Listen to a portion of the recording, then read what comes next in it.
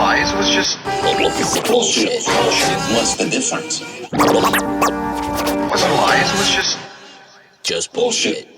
The proper way to say it. No lies, just bullshit. The proper way to say it. No lies, just bullshit. The proper way to say it. No lies, just bullshit. The proper way to say it. No lies, just bullshit. Who said liar? I said bullshit artist. And what's the difference? Because I don't lie. Hello and welcome to episode 373 of No Lies, Just Bullshit. I am your host, Nick Swartz. I got a great episode for you today. I'm real excited about this. This is my homie. Before we get into that, though, a couple of things as usual. AllianceTattooSupply.com. You got to go over there. You got to click on all the goodies that you need to run your shop and get them from my boys. It's a good team over there. Tattooer owned and operated. Good folks out of Richmond. They also, they tattoo. I mean, they're just good dudes. And you can go in there. You go to AllianceTattooSupply.com. They have disposables. They have lineage needles. They have cartridges. They have table drapes. They have power supplies, rotary. Whatever you need, man, they got it. They got thermofax paper. They got it all. And they support us at No Lies Just Bullshit and Alley Cat Tattoo. And so we want to do the same and urge you to go over there and support them. I mean, I know a lot of people that have had their longtime suppliers and they've converted to Alliance just because of the service and the quality. And that's why we're aligned with these folks. And they provide great service and great quality. And so please give them a chance on our behalf. Also, over to AllianceTattooSupply.com, you can use the one-time code of NLJBS and get 10% off your order. That's AllianceTattooSupply.com.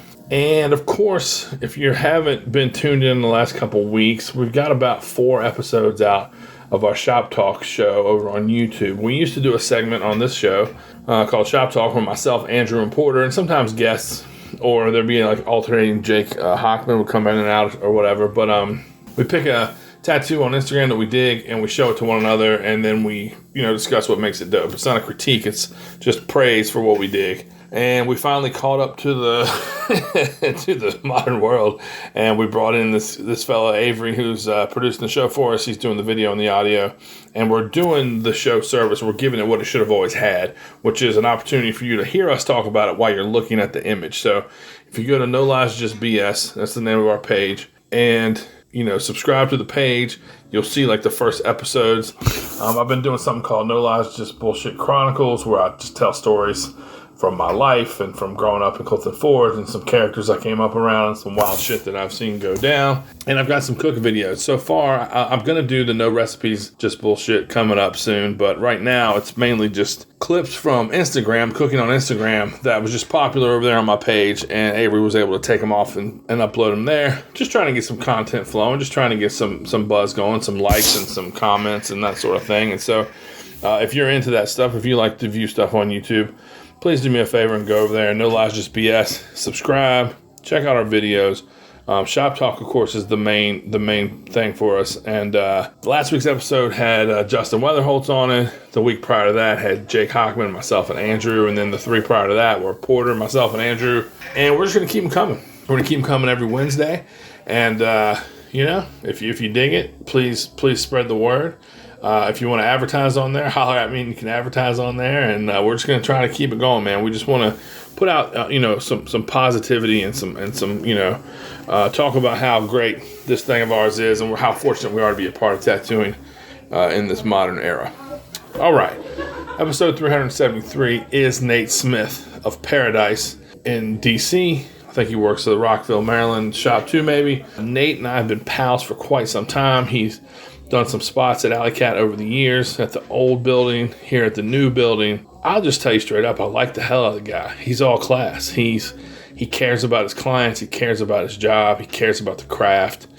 He's dedicated to getting a bodysuit. He's dedicated to executing on a higher level. And then all that's fine and dandy, but he's a good dude. We had a great conversation, talked about his personal life, talked about his professional life. I've been wanting to do this for a while, but this was the right time to do it. And we opened a great bottle of bourbon, and we just shot the shit. And it's a couple hours, and I hope you guys enjoy it. I'm real glad I got Nate on here. He's a great dude. Every time I see him, there's just a warm feeling. It's just good to have a friend in Nate. So please check it out. Episode 373. Nate Smith. No lies, just bullshit.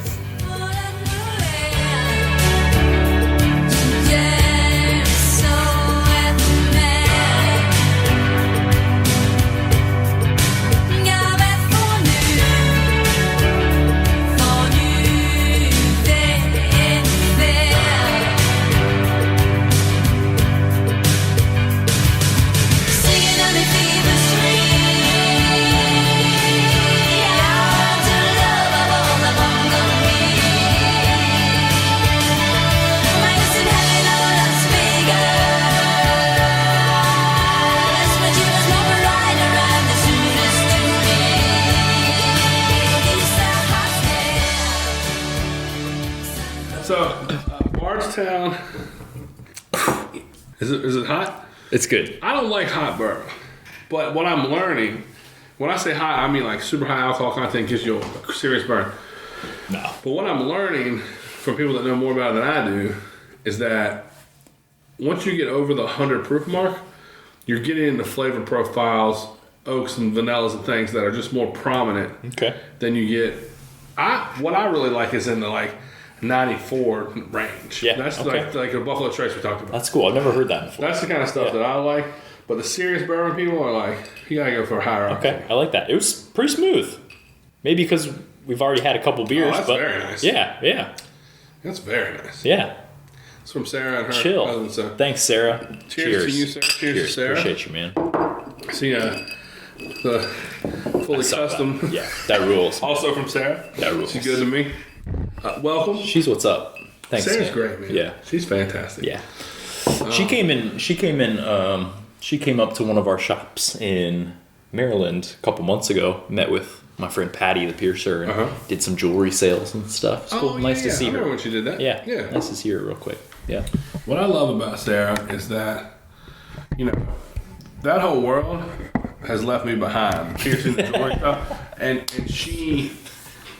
Because it was never really my thing, but it was also an angle, Yeah. But she really, man, she's up on her business. She knows what's up. That's cool. She does it. She always elevates. She's going to the big conventions and she's like, she takes it super seriously, and I'm proud of her. Like I said before, she and I come from similar. I only had 2 beers. Similar upbringings, and she, just like me, she looks at this thing and goes, wow, I could have been a factory worker. She's done that before. I could have worked in restaurants. But here I am. And so I see this thing as a blessing and really trying to carve out my future in it, you know? And I respect the hell out of it. She's been here for a really long time too. 13 years. That's cool. I mean, like I said, that time I came in here in college, she was mopping the floor, I think. Yeah. Yeah. That's cool. Do you know how many visits you've made down here? How many times you've worked with us? This is the 3rd time I've worked with you guys. That's it? Yeah. You've been down here more than that. Yeah, for sure. Came and got tattooed or visited a bunch of times. Yeah. The first time I came down here, I had just started tattooing full time. Yeah. First time you visited or first time you tattooed here? The first time I tattooed here, I had just started tattooing. Were you sent here? Kind Sometimes, of. Old school guys will send a young tattooer here because they know it's his boot camp here. In a way, I think, in a way. But our shop is pretty similar to this. Yeah. But I think Dave was like, yo, go down there and see what's up. And I did a ton of tattoos, and I was like, I was terrified. Yeah. Of the whole experience, the shop, the me, the everything. Because I also have a presence that, Dave probably wanted you to experience that too. I understand that. I don't think I was terrified of you. I think I instantly liked you. We hit it off really easily. That time. And I think we met prior to that, but I feel like we've gotten along really well from day one. I agree. I think it was more just like, man, I'm not even comfortable tattooing yet, and I'm tattooing at this other shop. You don't know how we do things. Yeah, And I remember all the tattoos I did, and so I worked Saturday, Sunday here with you guys. Sunday night, I drove home, and I drove like 30 minutes past my exit. Just because your mom was rich? Like on 80, I was supposed to get on 66. Yeah. 81 into West Virginia. Just your mom was because I was just like, my heart was, because I had worked here for 2 days, and I was just like, and then I called my wife and I was like, I am so far from home right now. I never told me that. No, yeah, I know. Well, but you know, what a great thing for a young tattooer. Yeah. Not just because it happened here, but because it happened at all, you know? Yeah. Keith Harper did his first guest spot here. Cool. And Keith's become a great tattooer, you know? He rules. Yeah, I love him. Yeah. I love him. He is the most morose prick. Dry so dry, so fucking just sharp tongue. I say it about him all the time, and he'll be like, yo, man, you really talking that shit. Yeah. He's also the greatest, the sweetest, right? Sure. But, you know, in the setting that because you know, and you know this well, he was shop guy before he tattooed, Yeah. and he knew the ins and outs of absolute art like nobody else. Yeah. And, you know, he can say things to people that are harsh and sometimes unforgiving, and they laugh at it. Yeah. Because he's It's a so good skill. slick. Yeah. It's a good skill to have. Yeah, he's so slick. Yeah. I just hold him in the highest regard. That's cool, man. I've met him a few times, obviously working at Absolute and getting tattooed and everything. He probably doesn't remember me at all, but someday I would like to crack that shell, you know? Oh, man. You got to do it before work and not after work. Okay, But all right. One time I was in Richmond, you know, since Brian's passed, and Sam's like, what do you got going on? I go, I'm having dinner with Keith tonight and then lunch with him tomorrow. And he was like, what? No one's ever done that. That's never been done. The double? You're hanging out with Keith twice in 24 awesome. hours? He's like, that's never been done. I'm That's like, awesome. well, first of all, it has been done. But Yeah. I don't know what the fuck you've been. That's awesome, yeah. Sam also shouts to Sam for being the Sam greatest shop rules. guy. Sam rules. I'm gonna see them later this week. Yeah. So, you know, talking about early in your career, if you don't mind, Yeah, please. I like to go prior to early in your career. And I'm also surprised that I haven't invited you on here before, but I feel like now's the perfect time. I'm happy to be here. Yeah. So, what was your upbringing like? What is where are you from, and sort of what did your parents do? Yeah. So I grew up in Northern Virginia in this town called Springfield. It's like right, you know, mixing bowl, right where all the highways intersect. I'm not gonna say a word. Yeah, I know. Hey, dude, it's okay. I know how people feel about Nova, but I love it. So yeah. And I grew up. My dad was a pastor. I don't know if you knew that. I didn't. Yeah, makes sense. Yeah. And my mom was like a secretary or like the front desk person at a Christian school that I went to. Okay. Yeah, till 8th grade. Wow. Yeah, man. So my growing up was super. I mean, I love my parents. They, you know, they did their best. They supported. Yeah, amazing people. But because of that environment, was it small world? Yes, I was huge, like crusade, like that's not the word. Well, it kind of is When a you mission. Was it that, or was it like super small? Like It was. My dad's a pastor, my mom's in the school. The school's affiliated Yeah. with the church. Yeah, a little bit of both. Yeah. A little bit of both. I was literally about to say, I was like, my world was very small. So yeah, just like. You saw the same kids in school that you saw at Sunday school. Yeah, and being forced to go to church every day. And Was it painful, or did you align with it at the time, or both? it was painful. Yeah. Because I liked skateboarding and listening to, you know, Rancid and that kind of stuff. So Where did you find that stuff? Just from being alive in Springfield, close to DC? Yeah. And just like at the time, you know, I'd play Tony Hawk's Pro Skater and like I still play. yeah. play Tony And it'd be like, okay, that game, you know, influenced the music I listen to or the skateboarding and all that. Yeah. Were you projecting that attitude, and did it cause difficulty, or were you like trying to be respectful of their world? It caused difficulty. Yeah, a little bit. Yeah. I was pretty introverted. I mean, the way you described your son earlier to me about when you guys are sitting at lunch, that reminds me of myself. Yeah. Just like, oh, I hate this so much. You know, really putting it in on myself. But if somebody says something to you or said something to him, he's very much response is pleasant. Yeah. But you could see in his body language and stuff, he didn't want to be with us. Yeah, absolutely. And he loves us. Yeah, But he just right then and there in this public spot with all these people, he just didn't want to be there. Yeah. Oh, I resented going to church my whole life. And did you become argumentative about it? Or did you just know it wasn't going to change? I think I knew it wasn't going to change, so I just started, doing other, getting into music, getting into skateboarding, and then When you weren't in church? yeah.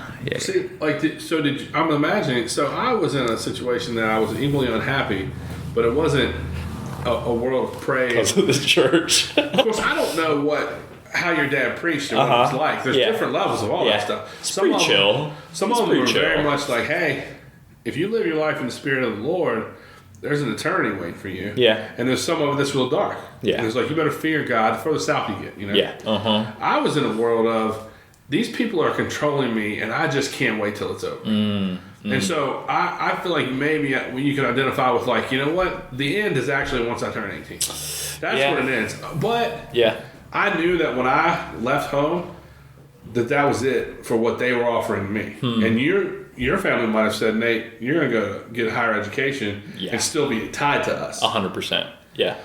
Yeah. My mom gave me a $20 bill when I graduated high school. Yeah. For me, it was a little bit of both. Yeah. When I like, my dad had a bunch of health problems when I was in high school, and he's totally fine now. But like, Thank goodness. Yeah. But like, there was a period of time where I was like the man of the house as like a 15-year-old, Are you an only child? I'm the youngest of 3, but my older sisters were gone. They're gone. And even at they're my sister. So I'd still be the man of the house, Yeah. And that was terrible. That was not something my parents put on me. It's just the circumstances, You felt inclined to be that, put it on yourself to some extent. I have to take care of my mom. Take care emotionally, and and as a kid, you don't have the ability to handle that, and so I was like, all right, I'm gonna start smoking weed and hanging out with my hood rat friends, and yeah. And it's not that you wanted that to put your parents through anything, but you felt they were like putting you through something. Yeah. That's a hard thing, like I just felt like that my family wanted to control me because they could. Yeah. Like they saw it as I have no alternative. Yeah. And they didn't mind telling me that. Yeah. And my spirit was to say, well, bullshit. Yeah. There is an alternative. Right. Yeah. And that alternative is I'm independent and I don't need this structure. I don't need this. And the structure of my place was loose, bro. Yeah. But it was just a confinement of rules that were set to tame my idea of what I wanted to be doing, which was anything away from them. So they were pretty strict on you about certain stuff, or just? It's hard to explain, man, because our lifestyle was wild. Yeah, because I feel like you grew up pretty loose. I did, but it was like, you'd be home at dinner at 6 o'clock every day, but you have to leave every day. You can't stay here. You can't. We lived in the woods, and my mom was like, "I'm not entertaining you all day. You gotta get away from me." That rules. Yeah. And so we'd go to town, which is like 2 miles. Yeah. And so you had to be back at 6 for dinner, unless otherwise set. But it's just I couldn't. I'm not innocent in this. Like if it was like take the trash out, I'll be like, I'll get it. Yeah. You're helping out. I just needed the space to be able to say, I'll get the trash on my turn, which is going to be in an hour. Yeah. And to them, that was insanity because they gave me the food that created the waste and filled the trash. You know what I mean? But I just needed, because I didn't get bad grades and I didn't get in trouble. So I wanted that to be like, I wanted to leverage that as to why they should just take it easy a little bit. Yeah. And they couldn't take it easy. It was all about control. I'm an adult, you're a child. And I said so. Yeah. And I just had an extreme difficulty with that. That makes sense. Then at 18, you were like, I got to get out of here. At 17, I was already told to go. Yeah. I was I was renting a house for my grandparents when I was 17, man. still in high school. That's because 17 is so young. I didn't expect to see my mom at my graduation. Yeah. And I didn't know she was there. Yeah. And then I walked outside and taking a picture of my friend. She gives me a card. Inside the card, it was a $20 bill and it said, "Love, Mom." There's nothing written about me graduating. Yeah. It's not like, Yeah. son, we're so proud. But she showed up, you know? Showed up, yeah. maybe it's one yeah. thing. Yeah. And, you know, it is what it is. Yeah, and you guys are all right now. All right enough. I mean, all right enough. Yeah. Yeah. I mean, you know, I've always had difficulty with her, and she's always had difficulty with me. I'm not trying to paint it one-sided. Yeah. But the control she wanted then, she still wants. Yeah. And so I had to learn as an adult that no matter who it is, if someone makes me uncomfortable, upset, or hurts my feelings, I don't have to accept it. Yeah. No matter who that person is. Yeah, absolutely. And so I had to like start to respect myself enough to say, Ma, if you can't be nice, then I'm leaving. Yeah. And that, you know, didn't work out great. She's pretty hard-headed. Yeah.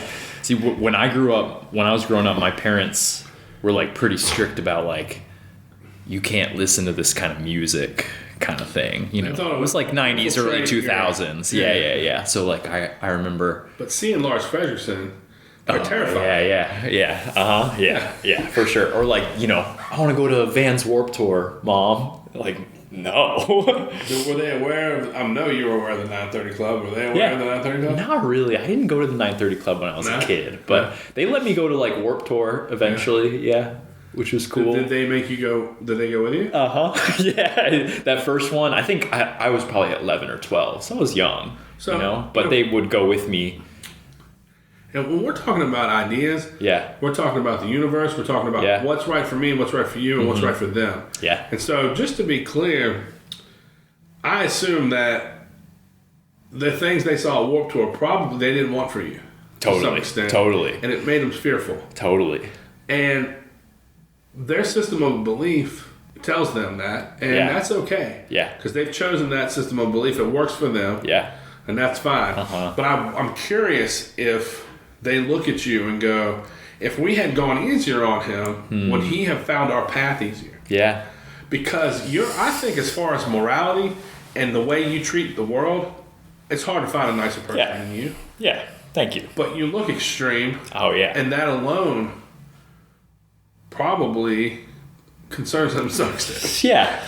You know, yeah, that's a big question, man. That's a big question. I think that, I mean, this, you know, something we'll talk about that comes later on in life, but like faith is it's an important part of my life, you know, and I consider myself a Christian, and you know, it looks a lot different than what my parents believe, and it looks a lot different than probably what, you know, I'd consider like the world to see a general Christian to look like, but that's still an important part of my life, and when I was like and you know what, man, I think it's great that you can find your terms for that. Thank you. Yeah. Because we all deserve the peace of mind and happiness. Yeah.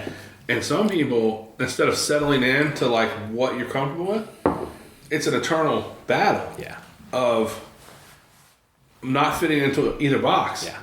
Not being fucking Tim Armstrong or devout as you think of like the symbol of Christianity. Yeah. You know? We go to church, you know, me and Amy and my son Eli, we go to church a lot of Sundays, you know, still. We have a church near us that we like a lot, and it's a trip. They gotta be fascinated with you. I think that I've got some good friends there that and I think they are fascinated by me. I think, you know, what you'd expect. People look at me and they're like, I don't understand that. Well, so I'm going to tell you what you've already experienced. Some of them think you're a reformed criminal or drug addict. Some of them look at you and go, he's here because he done fucked up. And he's finding Christ now. Yeah. Some of them think that. I like that. I don't mind if they think that. Some of them think that. Yeah. Some of them think that, you know, you could be their grandson. Like, they've talked to you, and you're so pleasant. And you and your family present so beautifully, Nate. And that's the truth. Man. That's kind of you. Appreciate that. You and your family present so wholesome that they're like, wow, I have a different view of people who look different than me. Yeah. I hope so. And there's some that just take you at face value, don't think anything of it. Yeah. You know, there's it's like there's people of all types, cops, teachers, there's Christians of all types too. 100%. But I'm going to tell you right now, like in the little town I live in, once they came around to me there's country people are so frank. A handful of them are like, I thought for sure you've been to prison. Yeah. And have been a drug addict. No. And I'm like, no prison, Yeah, no neither. addiction here. Neither, yeah. I just like tattoos. Yeah. They are tough, and they make me feel tough. Yeah, make me feel like myself, and Exactly, yeah. I've heard you tell that story before of you were in church with your first... My first wife, yes. Yeah, and the guy got up in your face. Yeah. And man, you responded exactly how you should respond. I would respond like that, too. I responded that I would way. respond like that, too. I don't regret responding that way. Yeah. But I don't know. I don't know. It just was shocking to me, that and I was sucks, like, dude. I'm gonna shock him in the That same way I was sucks. shocked. Yeah, that's You know? the opposite of what should have been said to you, you know? So He should have said, "Hey, welcome." yeah. He should have not brought the microphone over to me. yeah. He should have said, "I see some good faces in the third row. Yeah. Welcome." Some handsome gentlemen. I'm not gonna stick the microphone in their face at all. Yeah. Yeah, man, that's crazy. Yeah. But when you're in a church that requires a microphone, sometimes, and again, there's no blankets to any of it, but you think that there's an ego attached on the other end of that microphone. Yeah. Sometimes. Yeah. And that was him. Yeah. He was fairly new. He'd been preaching for a very long time, but he moved to this church. Yeah. And you could tell that he was like taking on the Trying to make a statement. Yeah. Well, you're not the devil. No, sir. Yeah, that's right. Yeah. So, this is an obvious question. Okay. As you've gotten more and more tattooed, how uncomfortable or comfortable or accepting are they? Yeah. I mean, because, and also, did you tell them from jump, I'm a suit kind of guy, or did you think to yourself, one, I'll probably never, because I said when I was in the corporate world at 20 years old that I just probably never get nothing below my sleeve. Yeah. And then I said I'll probably get nothing on my hand. Yeah. Were you that guy? So for sure. So when I graduated, I went to JMU, got my degree, but I started getting tattooed when I was at JMU. Not here. Should have gotten tattooed here. Unbelievable. I know, dude. My scope of what I thought was cool was very small. Well, it makes sense that you start getting tattooed in DC. Yeah. Well, I started getting tattooed in DC. My first tattoo was in another country, in Kenya, in Africa. On the crusade?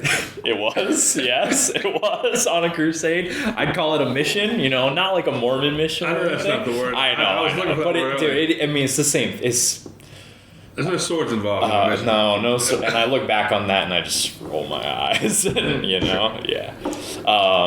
Well, so much bad has come of it. Like dude. that's the hurtful thing. It's like Yeah. leave people to their practices. Yeah. Yeah. Well, I thought, and so many Christians believe this, that they like go on these big trips or like, oh, my life is devoted to these other people. And it's like, it's mostly about yourself, Yeah. Like I went to that other country thinking it was about other people and it was just about me, You're fulfilling what you think is an Yeah. obligation to your Yeah. God. Yeah. And you feel like it has to be done. Yeah. Because So I can feel good about myself, And But it was not for them at all. It The was for hard me, part is so. that there's an implication that their life is wrong or heathenistic Yeah. because it Yeah. hasn't been shown the light, Yeah. And that's where, like, as a society, that's why Christianity and all faiths are being left behind to some extent. Yeah. It's because there's this implication of this elite attitude of, it is. Yeah. these indigenous ideas are wrong and they're just different. Yeah, it is. Yeah. Yeah. Let people to their own things that's important to them. So yeah, I got my first tattoo there, and then Was it a Christian tattoo? yeah, totally. I won't ask you to divulge, but Oh, dude, it's a pretty good story. I'll tell it. All right. So we're in this country in East Africa called Kenya, and I like grew up never seeing tattoos ever, and if I did, they weren't good at all. They weren't cool. And then you have never made me want to get a tattoo. Right, that's Yeah. always been my concern. Is like yeah. when people see bad tattoos, their perception of tattoos are bad. So therefore, why would I want one if they can't be beautiful? Yeah. I think the only times I saw tattoos on like skaters, like when I was like, oh, they look cool, but like I don't want that.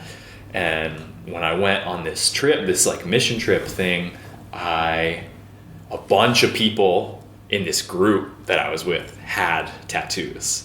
And they had like Christian like hippie tattoos. Okay. Like Fish. fit Lions. a paradise scene with a Bible verse, Okay, yeah. big Roman numerals. What would be considered as tasteful? Yeah. Yeah, for sure. But a bunch of these people had like a lot of them. Yeah. And so I was like, that looks kind of sick. And so I was like, I kind of want to get a tattoo. Yeah. And so that trip, we were in Kenya. And at the end of the trip, we were there for 2 months in Africa. And 18? I was 20, I think. 19 or 20. And we like found this tattoo shop in this big city in Kenya. It was in like a shopping mall. And we go in and there's 3 dudes working there. And I don't know if they were piercers or what, but the 2 dudes that were like the front people were like, had spiked collars and like leather pants, like leather daddy style. Right. I was like, these are probably the only dudes in Kenya that look like this, you know? Probably so. It was pretty sick. And then there was like, small shop, probably as big as this room, but like they had a big wall like this that went into the tattooing area, and on the wall was spray painted the Led Zeppelin angel. Like, or not spray painted, airbrush, like the Led Zeppelin angel. Nice. So that was the vibe. That was definitely yeah, And so I got a lion on my oh yeah, yep. I got a lion on my forearm that has since been covered and removed. Yes. So yeah. Pretty sick. I mean, that is a great story. Man, did you immediately be like, I'm getting a lot of tattoos? Yeah. You knew it. I remember telling a friend of mine that I want to be a tattooer after that experience. I just got so obsessed with it. I got tattooed June 10th of my birthday, 1996. Okay. 3 weeks later, I got tattooed. A month later, I got tattooed. A month later, I got tattooed. Mm-hmm. I just couldn't. Yeah. Extra money was just being like put toward getting tattooed. That's how I was too. And then that formed into trying to make relationships with people, with the tattooers. Yeah. You know? Yeah. I was like selling. So when I graduated from school, I moved back home for a little bit. And I guess even before then, before I went back home, I was like selling a lot of my stuff. Like I had like snowboard gear, big into snowboarding, and that stuff's expensive. And I was like, I'm going to sell all this. And I got like $400 and got tattooed by Marina at Absolute. Oh, hell yeah. Yeah. And before then, I like went to New York City. How did you find out about Absolute? Paradise guys tell you about it? No, I hadn't worked there yet. It was just like I said, the scope of what I thought was like, I think that just from the internet, I was Smith Street tattoos. Right. And so I remember my second tattoo, me and my friend went to New York City for the summer, just lived in New York for a summer. And I was like, I'm going to walk in to Smith Street and get tattooed. And I had $400 or something. And they're like, you can get something done with that. Basically. So I don't think I've ever told you this before. So I walk into Smith Street and I'm like, hey, I'm trying to get this tattoo, on my phone, not something from the walls because I'm an idiot and I didn't know better. And they're like, cool. But you only know when you know. I know. I know. Don't beat yourself up. Yeah, I know. But they were like, all right, cool. This dude, he's guesting. He's doing the walk-ins today. And it was Dave, who taught me how to tattoo. That's incredible. Yeah. Uh-huh. So he did my second. Dave, yeah. He did my second tattoo. Yeah. And he probably thought I was so dumb at the time. Yeah. But Dave, it's not that. Dave's a good guy. He understands what I just said. Yeah. You don't know until you know. Yeah. Yeah. Sure. Dave, much like you, does so much walk-in stuff. Yeah. And he's had these conversations with so many people. Yeah. Thousands of times. He doesn't discard you for that. Yeah. Thousands. No of way. Times. Yeah. No way. Yeah. How but sick it's is that, pretty sick though? that you walked in there and got tattooed by him and how your life would have gone and changed as a result. Totally. Yeah, man. So then I think I was just like, all right, I love traditional tattoos. Where in Virginia? What did he do on you that time?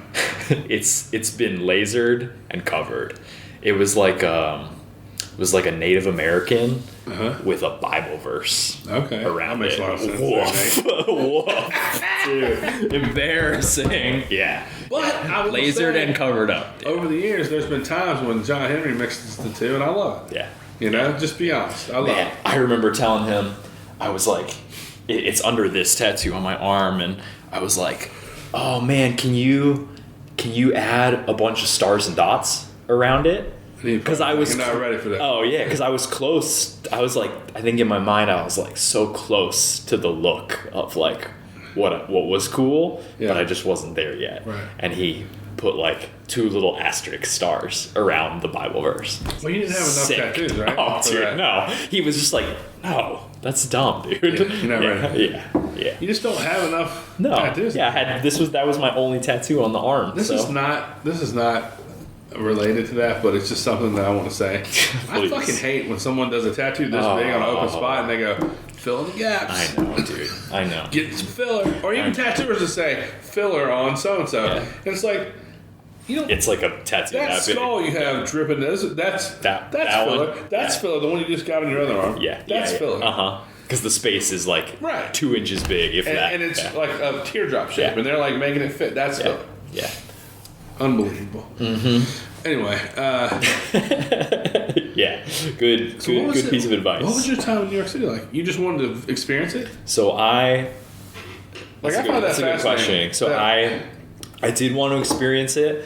It was another mission thing, but I Okay. did it. Me and my friend, who I'm actually tattooing tomorrow here, we rode our bicycles from DC to New York City, and I was like, I'm gonna live in New York City. I've got some like connections up there. I'm gonna stay at a homeless shelter, and like sleep at the homeless shelter, and like try to help people. And I mean, that's that's that. yeah. Yeah, that's that. Was it tough? A little bit. A Like, little bit. you know, as someone who's trying to spread the good word, I'm sure in Kenya. What? I love that. No, I know you don't. It's just funny to hear that. But I'm sure you face certain things. What's up, Doc? What's up? I didn't want to bust up a good flow. How you doing? Spreading the good word is what Spreading the good word, my brother. Continue. I didn't want to leave without saying goodbye.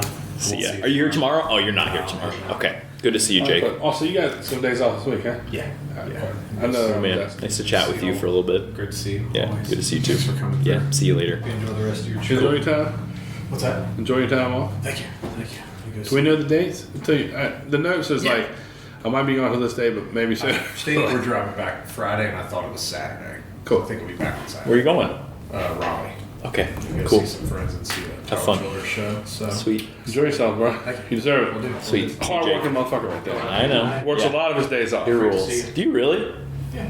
That's Fuck, that's fine. that's cool, man. That's cool. He does. That's cool. I respect that. On a mission to spread the good word. Yeah. You know, I said crusade a couple times. Now I'm trying to put you, now that you're getting tattooed in the face of the Blues Brothers on a mission from God. But I'm sure that you faced some realities in Kenya that might have been harsh. Yeah. Maybe not in the mall getting Yeah, tattooed, yeah. but like in the reality Yeah, for of sure. seeing people. For sure. And again, man, I just watched White Lotus. You watched White Lotus? The last episode, Yeah. like that family, the millionaire family, Yeah. and the narcissism and the mother. Yeah. Like as white Christian Americans, Yeah. a lot of times there's this thing that like your way's the only way kind of Yeah. stuff. And what is she? She's like, it's our duty to To enjoy these things. to enjoy the things. Yeah, Yeah. And that's the same attitude Yeah. of mega church leaders Yeah. with jets. Ugh. You know what I'm saying? It's They disgusting. have the same Yeah. thing. And so God has given me this. Is my duty to enjoy. there's a reason this. that I have it and others don't. Yeah. You know what I mean? Yeah. Yeah. And I would much rather say I have it because of the sweat of my brow. Yeah. 100%. Yeah. But anyway, so I'm sure that there's some harsh realities there. But in New York City, in a homeless shelter, I mean, just hygiene issues, like certain things that you might face there. For someone who grew up in a wholesome environment with people who, whether you agree with them all the time or not, cared for you deeply, and you're dealing with people on a street level who haven't seen someone that they're related to in years. Yeah. I'm sure some of that It was a little gnarly, yeah. I was super green too. I mean, I'm sure you can get the sense of like my mentality at that age was like, I'm gonna help everyone. I'm gonna change Was your answer always world. Christ? Yeah, probably. Yeah. Which I don't see that now. Well, it's not that simple. That's Yeah, the problem. it's not that simple. That answer Yeah. is beautiful. Yeah. If you have the freedom and the time and the health and the money and the mental health to look toward Christ. And nobody has all that. Nobody has everything. all that. Yeah. No, especially not at one time. No. You know? 100%. And so, you know, that's where, like, young Christians get a bad rap because they're seen as naive Yeah. because they fucking are. Yeah, I was very naive. They are Yeah, naive. I was Because, you very know, naive. someone who's lived on the streets for 3 years might look at you in the face and go, boy, you know where you going to shit tonight. Yeah. Uh-huh. But I don't. Yeah. So, you know, all that, you know, turn to Christ stuff, unless Christ is standing next to me with some toilet paper. Taking care of my issues. Yeah. Right. Uh-huh. Yeah. I need some food. Yeah. Yeah, that kind of thing. Yeah, So, I was really green. Did those Yeah. things affect you, or are they, you're just like, well, it's this person's shortcomings and not leaning into the Lord? I don't think it affected me that much because I think a lot of those people that like I met on those trips were like, you know, as humans we crave just like the attention and the relationship. Yeah. So if I was kind to someone, that would be enough Oh, for them, and that's great. a powerful thing, you know. But that doesn't change when I leave. Their life is back to the same. Yes and no. Yeah. You can definitely make kindness to make an impact on Yeah. people. Yeah. And because I'm the type of person that I'm just beside myself with the news Yeah. and the things that go on in this world, kindness is sort of the choice I make. That's how you change. Yeah. You're to right. Impact things. You're right. Yeah. Because people will say that the only reason I can avoid the news is because I'm privileged. Yeah. And they can feel that way. Yeah. But what I have to say to them is the same reason that I can't always talk to my mom is because I have to look out for my own mental health. Yeah. And the news is not conducive to me being able to sleep at night. Yeah. I understand. So what I do is I give that gentleman that brought us the sticky nugs and the PBRs a nice tip. Yeah. I'm respectful of him. Yeah. I smile at everybody that you and I walked past. Yeah. And then when we part ways, I'll tell you I love you. Yeah. And you're talking to the kids that live over here. Oh, yeah. And they know you and Big time. all that. Yeah. And I want them to stop by and I want them to say what's And up. you're letting them sit on your stoop Please out do. there. Yeah, that's all Yeah, my man. stuff. Yeah. That's cool. Yeah. So that's my kindness does its thing. Yeah. I understand what you're saying. I agree with that for sure. So let's move. I'm fascinated with that. It could go on and on. I know. Yeah. But those things don't define you. So at what point? So you've graduated. Mm-hmm. You do some time in New York City. Mm-hmm. How do you end up at Paradise? Because that's like say the next move is you end up your shop got a tattoo Paradise For a long time. Yeah. So I like I said, I got like my first tattoo a couple years before that, and I remember telling my friends that I like, man, I want to do this. I want to be a tattooer. Yeah. And so when I graduated from school, I've got this degree, and yeah, all the good that was worth. But you probably still have loans, Joe. it's yeah. Not but just then, you, everybody. but then I was like, I'm gonna work at a tattoo shop, and so in my area, Tattoo Paradise is the shop. And so we have 3 shops, so there's a lot of front people that work all those 3 shops. So they come and go, and one time they posted, hey, we're looking for shop help. So I went there and was like, I want this job. The minute you could, you just I went there. I was like, I want this job. And they were like, oh, Nick, the manager, he's not here right now. But like, oh, it's cool. You stopped by. Yeah, cool. I went back a week later and was like, I still really want this job. They're like, oh, he's still out of town.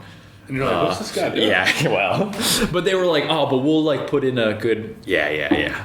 But we'll put in a good word for you. And I got the job because I stopped. I went there twice, you know? That matters. Yeah, it does. That makes such a difference, you know? So I started working the front there, and man, it was eye-opening. What a place. Eye-opening. I had never heard, like I said, I was really green and really innocent, like soft, gentle person, and I still am, but older. But you understand. I've had experiences now. Yeah. I had never heard people talk to other people the way that they do in a tattoo shop, you know? And I'm sure that there's times where you say to yourself, that person really took control of that situation, and that's what it needed. Yeah. And there's other times you said to yourself, that was not necessary. I'm going to be nicer than 100%. they were. 100%. Yeah. That just comes. From I took working all with that veteran in. tattooers. I You took know, it's all nothing that in. against. It's not like that Paradise is the only place that's ever Oh, no. happened. You know what I'm saying?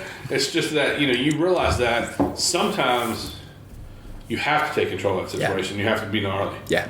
And in DC, There is a place for that. Yeah. and then other times you're like, man, I'll never talk to somebody that way. Yeah. You know? Yeah. It's just life. I mean, you've seen me around here and how I interact with people. It's Yeah. like, you're very gentle if they're right or they're wrong. If they're, Yeah. But man, that being that way by nature gives you an advantage to disarm people that. Because I was talking about earlier, a lot of times we're aggressive when we're insecure. Yeah. And so when a macho man walks in the door and he's being loud and assertive, it's because he feels small in his space. yeah. Yeah. And he looks at you, and you're tattooed up to your chin. Yeah. And you wave at him, and he sees that right hand. Hi, palm of how's it yours, going? he's like, Yeah. Uh-huh. they don't get that. And so he feels the fear, so he makes a little noise. Yeah. And then you can talk to him in a way that will just. Oh, I feel like I can disarm that real fast. Very well. Yeah, Yeah. yeah, man. Yeah, yeah. I'm so I certainly don't mean this in a bad way, but I when I started at Paradise, I worked with so many grumpy people. Yeah. And I took all that in and was like, I'm gonna take the good things out of this, Sure. but then also I can be way busier. I can be way, Oh yeah, bro. nicer, kinder to people, There's a and ton they're of gonna reason be for that. they're gonna come back to me because of the way I treated Sure, them. that's good. Yeah. Yeah. That matters so much. I mean, dude, to people. I'm sure you feel the same way, but Dave drilled it into me when I was learning to tattoo that, like, oh man, every walk-in that comes in the door, they are your potential client. Long so term. you treat them that way, they are gonna only come back to you. And it's not always like that, of course, but I give them my card, they're gonna hit me up for my next tattoo. And I mean, I'm sure you have, like every other tattooer, difficult clients. Sometimes they try you to the end. yeah. But there's more of them that are like, man, even if they just have a question, they know they can get it out of you. Yeah. You know what I mean? That says a lot. Yeah. And Dave is such a veteran tattooer. He's been doing it on a street shop level for so long. Yeah. From his days as a shop guy. Yeah. That Oh yeah, I forgot about that. Yeah. Yeah, Inksmith, yep. that he understands.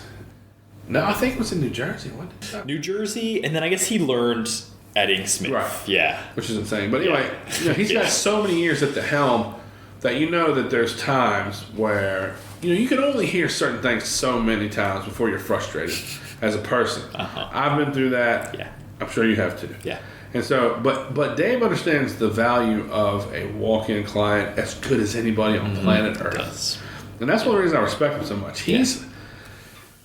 And just like you and some other tattooers that I really respect, like Paulie we were talking about earlier, it's like you'll see this huge panther he did on a rib, and then the next thing is the hippest tattoo going right now. Yeah, a little tiny thing, the size of a coin. And guys like all three of y'all don't always do it, but when you do, it's real easy for you to put 12 tattoos in your story in a row. Yeah. And they cover everything. Yeah. And I love that. And it's because all of you guys really respect the walk. I appreciate that. I'm honored. It's an honor to be included in the same, breath as those Bro, people. So That's what I always refer to as the front lines. yeah. Tattooers like you. Yeah. You're on the front lines. Like you overhear people talking who have no idea about what's going on in tattooing. You overhear them. They're right there next to you while you're setting up for their friend. You have people that are vulnerable and trust you. They have people who don't think you know what's going on and try to tell you. You have people that are just sort of figuring it out with you. All those things. Like you experience all those things, and you have your regulars who would look you in the face and go, whatever you think's best. Yeah. And you're like, Yeah. glad they came in on today when I've had a shitty week. Like you have all those things, and together it makes up your work week. Yeah. Yeah. I appreciate that. Yeah, man. I feel like Dave instilled a lot of stuff in me, mostly good stuff that lives with me today that influenced so much of. I remember him saying, I think about this a lot, and I don't always follow it, you know, but I think about this a lot. That he told me there was one summer where, you know, we were talking about how people dress at the tent here earlier. There was one summer where I was wearing a bunch of tank tops. Yeah. And he was like, you can't wear any more tank tops. If someone wants to pay $500 for a tattoo from you, you have to look like you're worth $500. Yeah. And, you know, I think there's some gray area in that, but that lives with me, though, where I'm like, oh, I got to look like I know what's up and that it's worth it to get a tattoo from me. I think that's a really important piece of advice. He understands the reality of someone being willing to disregard you because of your tank top. Yeah. Yeah. There's just certain people that I'll be like, what's this kid doing? I know. I'm one of those people. I might make fun of your tank top. Yeah. I mean, sometimes I wear a tank top because I'm like, I'm going to show off all my tattoos and they're going to know what's up. But my advice would be make that tank top a white beater. Yeah. 100%. Yeah. That would be my advice. Yeah. You know what I mean? Because then you go from like looking like, you know, it's a day at fucking Quicksilver at the beach. To fucking, I don't want to look like that. No, I don't. To like that. Oh shit. Yeah. He's covered. He's crushed in tattoos. Yeah. He's covered. Yeah, man. I mean, we were talking about earlier how Porter said that to me years ago, that just get more tattoos, you know. And a lot of tattooers say that advice, and I definitely took that to heart. And that's some ill advice. Yeah, it is. Like I said, I've said the exact same thing to people, and they look at me like, "Oh, you're trying to."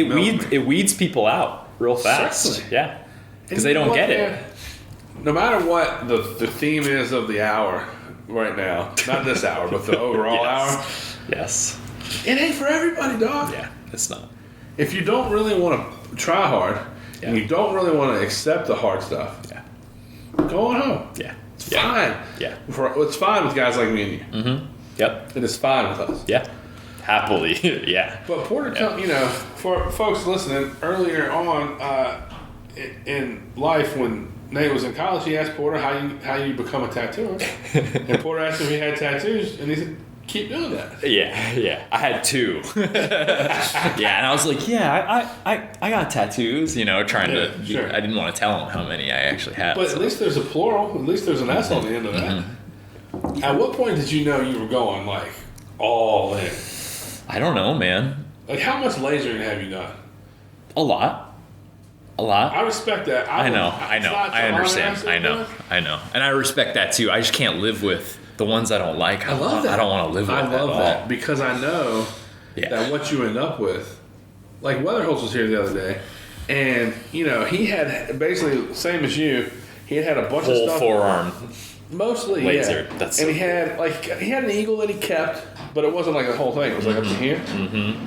And then when he got it like 3/4 laser, which is where you're at on that arm. Yeah, it's not going anywhere. I can't get it more removed than that. Yeah. So now you just got to figure out what's next. Yeah. He had an Adam Warmerdam girl head, and the gap here, it's just hair with skulls in it. Beautiful. And it looks so outrageously tough and beautiful. It's beautiful. And he couldn't accept what he had, and that's what he ended up with. So I respect the game big time. But what I was going to say about you, I worry about you in the same way I worry about Jake. I'm like, these motherfuckers are face guys. I know. They're inevitably face guys. They can't help it. They're going to start with something right in front of their ear. Oh, I know. They can't help it. Man. So my and I, you know, nothing against face guys, but I don't want you to be a face guy. I don't want to be a face guy. I really don't. I mean, your wife is probably like, praise every night that Nate don't be a face guy. The last one I got when I got my chin tattooed. She was okay, like, so for you listening, he's talking under his chin. They're all going, he is a face guy. I have a Sacred Heart under my chin, and she was like, I got this a couple weeks ago, and she was like, I don't want you to do that. Like, it's on your face. I was like, it's not on my face. At you, I can't see. I know. I got a nice chin. She's a like, little shorter than you. Yeah. She's like, that's all I'm gonna see. It's on your face. And I was like, no, it's not on my face. Just think about it. And then she was like, I want this thing. I want this computer. She wanted a new computer. Sure. And I was like, I'll buy you a new computer if I get my chin tattooed. She's like, all right. So I got my chin tattooed. Who did it? My coworker Tessa, she rules. Amazing tattooer. Very yeah, cool. amazing tattooer. It looks great. It does, Yeah. I'd be the first person to tell you it's on your face. Yeah, If it was on your I face. understand. I understand. Yeah, yeah. And Jake, just like you, like he just Yeah. can't get enough fast enough. Yeah. How you doing? I know. Good. Hi. Head out. Sorry to interrupt. It's okay. No problem. You want to drink a bourbon before you go? Sure. Nice. Grab it. There's some shot glass on the thing in there. Grab it. Nice. When I was talking to Jake earlier, he was showing me the tattoo that Weatherholtz did on him. Yeah. A girl head like wedged in, and I was like, oh. So classic. I So got. sharp. I have the same thing on my thigh, in between like a Mike Rennie tattoo and a Nikki Balls tattoo. Yeah. It's like this big, but there's a girl head there. Yeah. So, yeah, him and we're on a trip, man. You can shoot it or you can have her listen to it. Dang, look at that, Joe. Joe, it's a good bottle, Joe. Yeah, sit and sip on it a little. Sarah got me this for Christmas. And I knew it was a good bottle. And it's some sort of collab. There's like some kind of nice piece of artwork on the back. And I've wanted to drink it for a long time, and I just never, until Nate was the guy to drink it with. Oh yeah. I like that. You know? Yeah, it's very good. When I started working, we're talking about lasering and getting covered in tattoos. Yeah. When I started working at Paradise, people like Dave, people like Nikki Yeah. were the biggest influences on me, and they're they are going for it? crushed Yeah, yeah. in tattoos. And Two they've of both my favorite folks. yeah. Two of the I love those people. Yeah. What they mean to me is a lot, you know. Yeah. Our relationships have changed over the years, gone Sure. in different directions. Sure. But I love those people. But you don't have to explain that. Oh yeah. You love them. You always I will. love those people. You know, But like they are both they're full. when they're like, I have this one spot up here that's this big, and they've But gotten you're- a bunch of stuff you're later. getting So there, right? it's the same. Yeah, I have a spot on the back of my thigh that's like that big, and then I have this armpit, and that's little And little that's little like spots. little baby guy. Yeah, little spots. See, that's what I'm talking about. You just pointed at an open part of that skull, and you're like, this skull needs a That's a tattoo on his spot. forehead. Uh-huh. Yeah, it's You know a what I'm spot. saying? But Nate's, Jake's in the exact same boat as you. Yeah. He can't stop. But you know what I love about it? It's just for the love of it, man. It's simply for the love of it. And you guys aren't taking it willy-nilly. You're going to the best. Yeah. I have a list of people that I want to get tattooed by on my And phone. you have 2 spots. But they must hate me, man. I'm like, I wanna ask I'll make you- an appointment with this person and be like, can you fill this little spot in here? And they're just like, what am I supposed to put You know, there? Dave got his last piece from Andy. Yeah, I remember that, like up on his, Way up in the that style. zone. Yeah, in the zone, all right. It's like a Humidity it's like a zone. dragon, right? That's the humidity zone. Yeah. It's definitely a dragon. I remember that. But I love it because it's out of respect for the game. Like you guys feel like Yeah. it's you're walking the walk, Yeah. and I love it. Thanks. I feel like I don't get upset about a lot of things, but I get upset when people talk about tattooers that don't have tattoos. Yeah. That feels really wrong to me. You out of here? Yeah. Yeah, I'm headed. Bye. You here Thank tomorrow? you. Yes, I'll be here Yeah. tomorrow. Okay. So I'll See you see you in the tomorrow. morning. Okay. See See you you tomorrow. See ya. Thank you. Well, I always tell people you're not gonna buy a car from somebody who can't drive. I know. I know. But they're an amazing artist, though. That's always the response. Yeah. And I'm just like, oh, that's just not my thing. It's a weird thing coming from me, right? Yeah. But I'm also not asking anybody to get tattooed on me. But you know how many people ask me to tattoo them often? I believe it. Yeah. Constantly, I basically? believe it. Yeah. But, I believe it. I wanted to get tattooed, covered in tattoos, for the love of tattoos. Yeah. But then when I understand, like, civilians, regular people, even people who have a lot of tattoos, have no idea what you've done to get what you have. Yeah. And with Jake too. And when you or Jake take your shirts off, or Porter's just as covered. Yeah. It's alarming to people. Like, they think they've seen a lot of tattoos. Yeah. Yeah. When they see somebody with, like my man Steve O, you've met Steve O. I don't think I have, but I've heard you Yeah. talk about him a lot. His suit is as dense as that painting right Yeah, there. I love There's that. no skin at all. Yeah, I love that. I mean, it is. Yeah. It And is. this is just a regular dude, right? He's a regular man. Yeah, he's He's not a barber. tattooer. Yeah. Barber. Uh-huh. Yeah. But we got our backs outlined around the same time. Really? Both by Timothy? By both by Timothy. Okay, cool. He's got the panther. It's just like a panther head and a paw and red bamboo. Whoa. Heavy. Yeah. He told Timothy, he's like, I want to be able to see it from across the street. Yeah. We do a panther head with a claw, and yeah. And then there's like on the shoulder blades. And he's so deep in that he just had Timothy redo it. Yeah. And Timothy re-outlined the background in a heavier line, but didn't reshade it to push it forward. Cool. So when he redid the front, you could see the distance between them.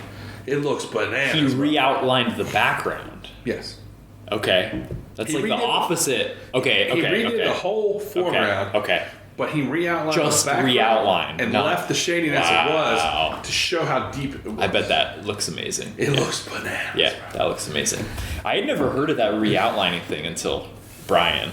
Yeah. Yeah. Well, Brian's thing was, what he said to me, Bruno, was just like, oh man, I just need to get it in there. So The first time. Yeah, he's like, it'll be fast and loose. Totally. And I don't even really need to tell you or the next person what I'm doing, but I'll outline sections as I go. Yeah. I just, especially if it's a back, ass, and thighs, I'm just trying to get it down. Yeah, for sure. Which we appreciate. Yeah. I'll tighten it up whenever. Yeah. You know? Yeah. So yeah, Steve-O, I mean, his suit is so dense, man, and it's Hoyer back and ass, Bruno front, Bruno ribs, Connor ribs. Oh, I didn't know he had all that stuff from Brian. Oh, he's got more than that. He's got like from above the elbow to the wrist on both arms from Brian. Yeah. Like Tattoo City days. Yeah. He was flying back to Baltimore to work on it. That's amazing. And then a leg sleeve Kieran from Brian, and then a Phoenix on his thigh from Soner, and then Wow. Bruno knee to ankle. I don't know why I didn't realize he had all those. The front is a forward, like not jumping, but like head forward, paws forward tiger. Okay. And peonies around it. Wow. Okay. And lightning going from this blue lightning from this shoulder to the opposite. This is your like New York friend, Yeah. right? Okay. For some reason, I just thought he had a bunch of New York guys tattoos, but that's awesome. He got stuff. Steve-O got tattooed like upper arms and chest as a kid, just like I did. Yeah. And then he and I met here, and he started getting tattooed by Connor, and then he started getting tattooed by just like some random people here and there. And Bruno did like this mummy thing on him in D.C. Yeah. At Jinx Proof. No, at a convention. Okay. All right. And then we went and got he got his back outlined, and Timothy pushed my appointment out. And I was very unhappy. I've heard this story. I love that. And so Steve-O was like, just shut the fuck up. Relax. And so we went back to get my outline done. And on the drive home, he said, yo, I'm not stopping until I'm done. I was like, what do you mean? He's like, I'm going suit, and I'm doing it now. Whoa. When I can feel like I can handle it, I'm doing it. Yeah. And man, so he's got Alley Cat Crew tattoo here, Inksmith smile here. Sick. Nothing else on his hands, nothing on his neck. Really? That's tough in and of itself. Real tough. Yeah, that's really cool. Steve-O's a tough motherfucker. Yeah. I feel like will he get his hands tattooed? Yes, he just it kills him, bro. He's constantly getting stuff reworked, and he's got a crazy cover up from Will. His whole chest he had a jukebox on his chest, and Bruno put clouds around it. Okay. And then Will ended up covering it with like some Japanese bird or something. No, like some kind of demon head or something. Okay. Cool. And then same thing like with a big piece here. He had a Guadalupe covered. Yeah. But he's got like the split Hanya on his heels, like on his Achilles tendon from Wilson. He's got some great tattooers that have snuck tiny things in on him. You know? But he's just like you. He just can't. He can't. It's like an obsessiveness. But he's like, I'm gonna get my hands and neck done, but I'm just gonna wait and I'm gonna get simple traditional stuff. Good for him. That's what looks best. But everything else is Japanese, and it's that's what looks best. Yeah, man. It's so dense. It's so good. Yeah. It's a level of like obsessiveness that it might not be rooted in like the healthiest thing, where I'm just like, I just have to get covered and have to get tattooed, but you're not running a slot machine. Yeah, I know. I'm not hurting. You're blowing your money the same way. I know. Yeah. My friend Sammy at Paradise talks about how that image of Homer Simpson where he's like going into the bushes. That's he likes to make fun of me. That's me. And I'm like sinking in. Funny. It's true though. I don't like you said. I don't want to get anything on my face, but it's getting close. Well, there's something that's like that you can't put into words. Yeah. You know, Of, like, there's something you just can't put It's into words. magic, you know? It's the magic. But I mean, Yeah. you ever see people with like, there's this guy in Europe who's like his whole face is like black flames. Oh, yeah. Like I those love skinny that. flames? I love that. His whole face. I love that. It's not too much. I don't want to do that, but I love that though. Like that You guy. love that he's free enough Yeah, to do it. uh-huh. And see, that's another thing that people don't understand. Yeah.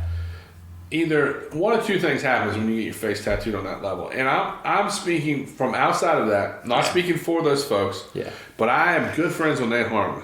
Yeah. I'd like who to has say his I'm whole good friends with face Nate Harmon. His whole tattooed. face. Yeah. I'd like to say I'm good friends with Nate. I think he would say I was his good friend. Yeah. He experiences a level of freedom that's unmatched. And so what happens is, if you do that to yourself, you're either confined by it Yeah. or you're set free by it. Yeah. And Second option's better. obviously, Yeah, for sure. you know, Nate's set free by it. Nate will get on a plane to Paris and he'll sit next to your grandma like there's no difference Yeah. between them. And his nature is sweet and spirit is sweet. Yeah. And it's Yeah. whatever. Doesn't make a difference. Yeah. Yeah. That'll make a difference. Yeah. I love that. Yeah. That's how it should be. Yeah. Yeah. So, you know. Yeah. I'm sorry to your mother and wife who had to I hear me know. say that to you. Dude, I know. Man, my parents are cool about it now. Yeah. But you think it's hard for them? Like, are your sisters like the picture of like Yeah. pure America? Yeah. Uh-huh. I don't mean that in kind of insinuating. No. But I'm assuming they're just like wholesome people. Yeah, family type they ladies. rule. They're great people. They are super wholesome. One of them is married to like a Navy dude, Right. high up in the Navy. One of them is married to like a banker dude in New York City. All right. So, yeah, yeah, they rule. They're great. No, I'm sure I'm sure, but I know. but like when they introduce you to the banker guy, yeah. he's probably like, "What's wrong with your brother?" I know, right? Cheers, please. When I have this. But like, your sister tells him there's nothing wrong with my brother. yeah, that's right. He's amazing. He's a great guy. Yeah. Yeah.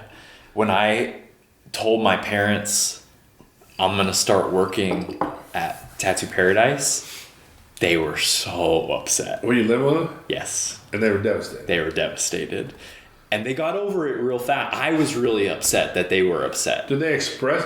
Okay, I want to unpack it just a little bit. Yeah, please. You were upset that they were sad and you were sad for them, or you're upset that they didn't trust you enough to say, we're cutting, you know, he's going into that world and he's just becoming a heathen. The second one. You thought they thought the worst of you for entering that world. Yeah. And it hurt you. Yeah. The second one. Yeah. They got over it real fast, but they were still on that, you know, I'm sure you see it here all the time with young people where they're like, my parents were like, oh, you're not going to get another one, right? You're not going to get another tattoo. My granny said to me, right? I showed Yeah, my granny my uh-huh. first tattoo, she went, son, Yeah, that's fine. don't ever do that. Yeah, but don't- She yeah, said, totally. She said, don't make that mistake again. Yeah. Yeah. And that's a specific thing Yep. she said to you. Uh-huh. Yeah. Or I like got my first tattoo on my leg and they were like, you're getting more? Like I work at a tattoo shop, you know? Yeah. But then, man, nowadays, When I met you, you didn't have your hands and neck done, I yeah. don't think. Yeah, or my head. Yeah. Well, you definitely have your hand. Yeah, I know. But you didn't have those flowers or anything. I think maybe that skull in your hand might have been the first. I don't think, no, I got my neck before Yeah, my yeah, hands. Yeah. But I would have I had my back and ribs and No, but you still heavily coverable. Stuff you yeah. didn't show your mom. Yeah. Uh-huh. Yeah. You weren't going miles ago to the church summer camp yeah, pool. Yeah. You know? Yeah. But they're cool with it now, surprisingly. I got my head tattooed and, you know, a few years ago when that was, showed up at my parents' house and they were just, I had my son already and they were just like, oh, that's pretty. Really? And that was it. I was like, oh, thank God. Well, you know what, man? I don't want to speak for them. I don't Yeah. speak for anybody. But like I asked you earlier, do you think, or maybe they thought that if they hadn't been firm on you, that their Yeah. path would have been an easier path to follow? Yeah. They, you know, when you're holding a beautiful baby boy, Yeah. and you have your head tattooed, they probably It say to doesn't matter. themselves, you know what? Nate's character Yeah. is what's going to drive his life. Yeah. And I think that they probably understand that you're a good man regardless. Yeah. And that, you know, like I said, man, you're free, Nate. Yeah. And that's something they should be grateful for. Yeah. Yeah. For real. And they raised me, so Yeah. Yeah. But man, It led to that point. so many people in our society live within the parameters of other people's I know. opinions. I know. And you're free of that. Well, I try to be. Yeah. I try to be. I mean, you're a human being. Yeah. So there's certain things. Try to be. And I know that me being a father, you've had to consider that your decisions may affect how he's perceived. Yeah. Uh-huh. And that's not a great feeling. Yeah. But Parent-teacher conferences. I'm going to look a certain way, and yeah. you're also going to be Yeah. present. Yeah. That's right. And so that's a huge difference too. That's right. You know, I'm the parent that I'm there at orientation. I'm very much talking to them. I'm very much standing right next to my child You're with my arm engaged, around yeah. them. I'm Uh-huh. very engaged. Yeah. If you know, I know you go to bat for your kids, I'm sure. absolutely. Yeah. And Uh-huh. teachers are so underappreciated and Yeah. overworked and Yeah. underfunded Absolutely. that sometimes in the world we live in now, they'll send home paperwork that says, "Hey, if anybody can donate 10 boxes of tissues," No. or and I'm always the dad that's You're like, like $10. I got whatever you. they need, Yeah. I'm gonna go on and Yeah. try to provide that Yeah. to let them know that like I'm aware and I'm paying attention. So Yeah. I know you'll be the same time once your boys in Yeah. school. You'll be the Appreciate same that. way. Yeah. Yeah, man. Yeah, for sure. Yeah, my parents are real cool about it now. So, yeah. Well, hats off to your parents. They Yeah. raised you good. They've come a long way. Yeah. Man, you've They're always good. been They're good polite people. and great They're to good me. people. Oh, thanks. Yeah. Always. Thanks. I feel like we've talked about this a little bit. My wife's parents is a different story Yeah. culturally. And Culturally, yeah. Because her mom is like super conservative Korean and I was just saying, well, Koreans, big Christians too, a lot of them. yeah. Uh huh. Are they Christian as well? Yeah. Uh huh. Yeah. Uh huh. And so conservative for a Korean and conservative for A white white person. American, Uh-huh. they're different levels. It is. It's different. Yeah. It's different. It's different. You want to talk about that at all? Yeah, I don't mind at all. Yeah, yeah. Did It's they write you off at all? Oh yeah. So they don't consider. There's not a level of acceptance that you're getting from your parents. They're like, No, never. They're- I'll never get that. do they love you? Or, I won't even go that far. Do they like you? Yeah. Or Uh-huh. they tolerate you and They're- hope they're she'll tolerant. one day get a cream in? They like. I don't think it's like that anymore. I think that right now they know that I take care of her. Yeah. And I mean, her dad is white. Her dad's a white guy. Oh, okay. Her dad has said to her, "You've never complained about Nate ever, you know?" Yeah. And so they know that I am kind to her and treat her well Yeah. and love her, and so that meets a certain level. Absolutely. If Well, that's her yeah, happiness. Yeah, sure. So they've got to be happy for Yeah, that. yeah. You want them It'd be better if I looked a certain way Sure. and was a doctor or a lawyer or something. But I mean, I got a feeling you're not asking them for money either. no, not at all. Which, Not at all. you know, No. sometimes, Yeah. man, when people are disapproving, they're waiting for that so that they can justify Yeah. their disapproval. Yeah. And if you never give it to them, Yeah, then they have to understand that you're clearly providing. I mean, you guys are healthy, clean, yeah, good people. yeah, man. And so that has to matter. Yeah, it does. And you know, tattooing provides for us and like puts, you know, the work you put in, you get out of it. So Sure. like they see, oh, my daughter's taken care of. My daughter doesn't have to worry about anything, and Sure. you know, so That's huge. that means something a lot. Gotta for be sure. something. Yeah. And I hope they also see that how much you're doing in addition to tattooing. Yeah. Because that's the reason you succeed at tattooing is because you're painting so much. Yeah. You're drawing extra things that you don't have to. And I don't know if she conveys that to them or if they could even understand it. No, they wouldn't. You know what I'm saying? Like someone who does math, Yeah. you can't say, well, if you do more math, you Yeah. get better at math. I don't know. I don't know what they do. Yeah. Whatever it is. Yeah, yeah. But you know what I mean? But this thing, there's a direct payoff Yeah. to What you if put in, you get can, out of it. You're a better tattooer, and there's no. You Yeah. can't deny it. Yeah. There's a direct payoff to doing more than you have to. Yeah. And so that's why you survive this thing well and you navigate it well because of your character. So, Yeah. I appreciate that. Thank hats you. off to you, buddy. Yeah, man. Yeah. So you get the job, you devastate your parents, you tell them I'm working at Paradise. Yeah. How long did you continue to live with them and work that? Was it a couple of years or was it brief? Yeah, it's brief. Because I imagine you wanted to be in D.C. then. We still live in Virginia now. So you've never had an apartment in D.C.? No, I love Virginia, man. Yeah. Yeah. I love DC. DC is such an amazing place, but like working there is enough for me And to we- get experience the city and like, So your wife also went to JMU. yeah, Were we you guys there. together this whole time? Yeah. Okay. Yeah. So that's a little bit different. Yeah. I wasn't aware. I wasn't. Yeah. You probably told me that, but I didn't. I wasn't thinking Yeah. about that in real time. I had maybe like 2 or 3 tattoos when her and I started dating. I'd like just gotten my forearm tattooed by Marina. And So she did that, right? yeah, she did this eagle. Yeah, back in 2012, 2013 or so. We drove to Absolute from Harrisonburg, and yeah, I like Marina a lot. Marina rules. She's been on here a Yeah. couple times. Did you listen to her one about the fighting? Yeah, she's tough. So She's cool. She's cool. Big shout to Marina. Yeah, she rules. Yeah, Absolute Art rules. And yeah, I got this tattoo, and all my friends are like, "Oh my God, what did you do? That thing is huge. It's your whole forearm." Yeah. And you're looking at it going, oh, she could have done a lot more. Yeah. I'm like, yeah, it's big, but I mean, Well, what we am I gonna could've- put here? Yeah. So, yeah. Amy and I have been together that whole time.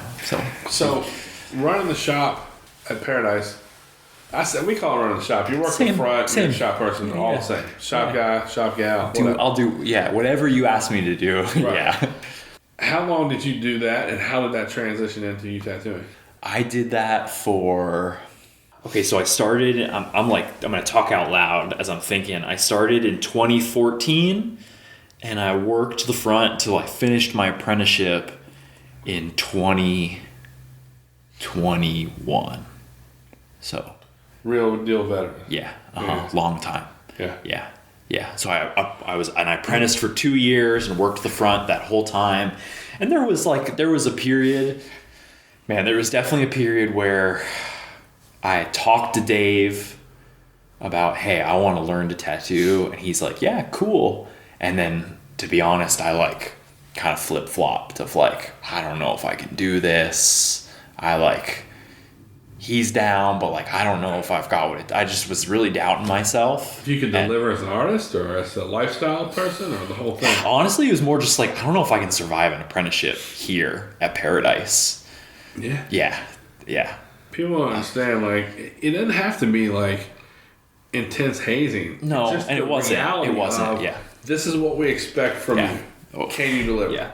So yeah, the expectations were hard. I mean, the expectations were, you work 6 days a week, and I was married at that point, and that was hard on my relationship, and Sure. I was I don't know if I can do this. And then I reached a point, obviously, where I was if I don't do this, I'm gonna hate myself forever. So I have to do this. There Yeah. has to be at a point of no return at some Yeah, point, too. uh-huh, Yeah, yeah. that's what you're talking about. Yeah. A point of no return. It's Yeah. if it's not this, then I have to walk away from this whole world. Yeah, totally. I got to do something else. And get into a new career at Yes. 24 or Yes, 6 or whatever. exactly. And so this is what I want to do. So I'm gonna regret it if I don't do it. So every shop does it differently. Yeah. Were you apprenticed just by Dave or by the shop? It was by Dave, Yeah. but taking influence from anyone and everyone. But as far as stages went, Dave was at the... He was in charge. Yeah, he was in charge, and Matt was in charge, boss. Those were the 2 guys that I would go to for. They would be the ones that were directing where I was going. Sure. So, yeah.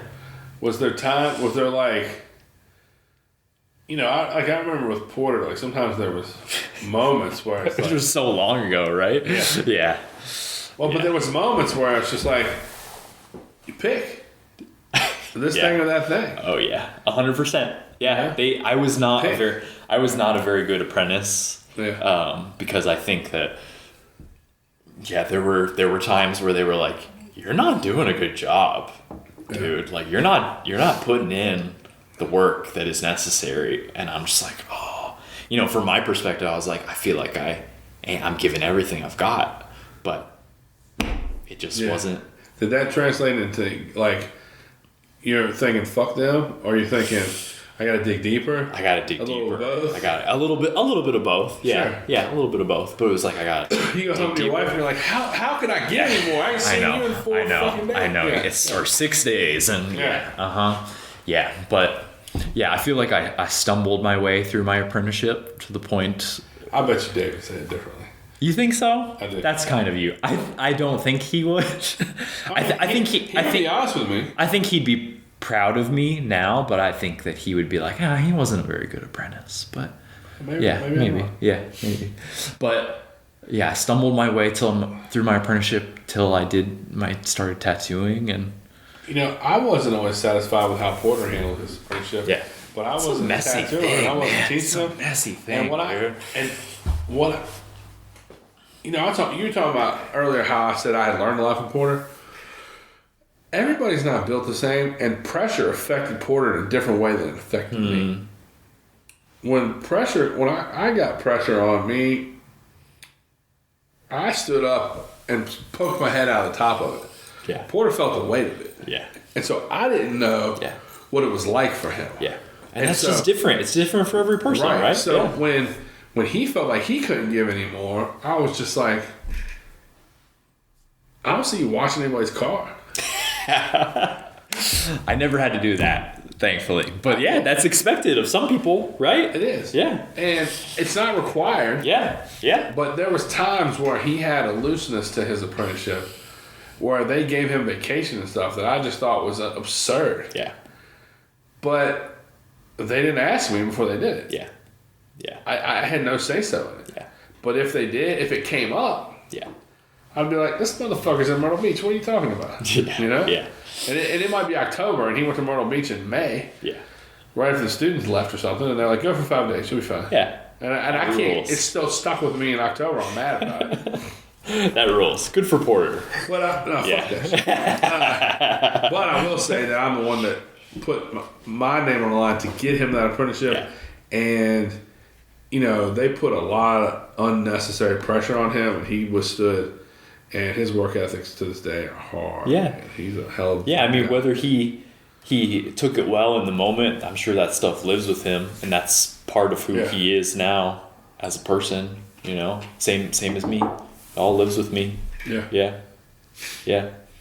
Yeah, like I said, I feel like I stumbled my way through my apprenticeship, and a lot of times it was a weird spot because it was like around the time when a lot of those guys, including Dave, were like not super stoked on being where they were at, and so So when Paradise first opened, it was Matt and Chad. Right? Or it was Matt for a long time. It was Matt and another guy named Roger, and then this dude Roger left, and then Chad came along for a few years. Did you work there with Chad? No. No. Okay, I thought you came after that. Yeah, after that. I've worked with Chad many times when he's guest spotted. The reason I asked that is because did they have to impress upon you the level of guest artists that were coming there, or did you know that Tattoo Paradise attracted it was the always greatest? like that. Yeah, it was always like that. We live in a world now where if the front desk girls see Justin Weatherholtz on our calendar, they just go to Instagram. Yeah. And find out who he is. Yeah. And they're like, oh, this guy's amazing. Yeah. Right. But you didn't have that. So how did you know? Like, did Dave say to you, yo, that's so-and-so? I think I just knew. You just knew? I think I just knew. I mean, Instagram was around. Paradise has always had the highest level of tattooers in the game constantly coming through there. Yeah, yeah. I mean, before I work in the front counter, Chad Keplinger, Steve Byrne, Greg Christian, those guys would come all the time, and that would impress some seriousness. How about those dudes didn't fucking sugarcoat anything for you, did they? Oh, man. Varying levels. Some of those dudes are really kind, have always been really kind to me, and some of those dudes, whatever. But and it's not just those three. There's literally everybody. 100 tattooer long list. Dude, but then there's people like, talk about, you know how good he is. Scott Milanovic, like always been amazing to me. I started working at the shop. Scott Pretty also much right after he left and went to Florida. Yeah. But whenever he would come back, the kindest, he would take me out for dinner. He loves the brotherhood and camaraderie of having that and repeating it. Yeah. He wants to take you out to dinner again. He loves that feeling of this is my guy, being your biggest supporter, and let's prove it. Yeah. Again and again. Yeah, again. he rules. You know, he loves that. He's an amazing guy, for sure. Slim loves you, man. Slim rules, man. Slim fucking loves you. Slim's the character, And you guys are pretty far apart as far as personality. Oh yeah, as far as people and ideologies. Yes. Yeah. He rules. Yeah. But he also has something that you have too, and that's that freedom thing. Yeah, He's rules. a free bird, man. motherfucker. He rules, dude. So hard. It's so funny when he comes to DC. Yeah. Well, you know, Slim our business needs people like Slim. Yeah, absolutely. The danger that comes Keep with that fire going, you know? Yeah. Like he's the type of guy, like, you know how, like, when you leave and I'm like, all right, Nate, it's great to see you, be safe. When he leaves, I go, all right, great to see you, stay dangerous. Yeah. And he knows what that means. He knows exactly what that means. Yeah. And his tattoos look dangerous. And his look in his eye is dangerous. Yeah. And, you know, he's given people experiences in tattoo shops that they'll talk about till they fucking die. Yeah. It's true. And all that is very important for this thing of ours. It's true. Very important. It's true. And I can't overstate it. Yeah. I probably have at times overstated it, but I'll never stop saying Slim Brown's name either. He rules. Man, the first time I met him, he came to DC. I don't remember if it was his first time or not, but he came to DC and was like doing walk-ins, doing tattoos, and I was working the front, and he smoking cigarettes. Oh yeah, just wild, wild. But like there was this one guy that came in and wanted a tattoo and was just like punishing me up front, like being an asshole, and like you know how it goes. Like every step of the way is like, I gotta fill out paperwork. I got $150. And I go back and I'm like, Slim, this dude wants to get this tattoo, and he's like, yo, is that dude being like that? I can hear him. And I'm like, yeah, he's giving me a real hard time. He's pushing me. And Slim's like, I got it. And goes up there and it's just like, not that he like shows up with his chest puffed out or anything, but he just walks up and is like, yo, you want that? And the dude's like, yeah. He's like, all right, cool. Well, like, I'll be ready in a minute. Just like, shut up, basically. Yeah. And like, we're good. Yeah. And it was cool. Yeah. And like, that taught me a lot, I mean, Slim's not the biggest guy in the room. No. But he'll walk in. He'll throw down. That dude could have been Shaquille O'Neal, and Slim would have treated him exactly the same. Just because he's being a little too shitty. Yeah. Slim ain't having it, bro. Yeah, Slim rules, man. I love Slim. Great dude. Slim, but Slim also loves puppies. Yeah. And is real sweet to my dog. He's a soft guy. He's got a daughter. He can be a gentleman. ballerina. Yeah.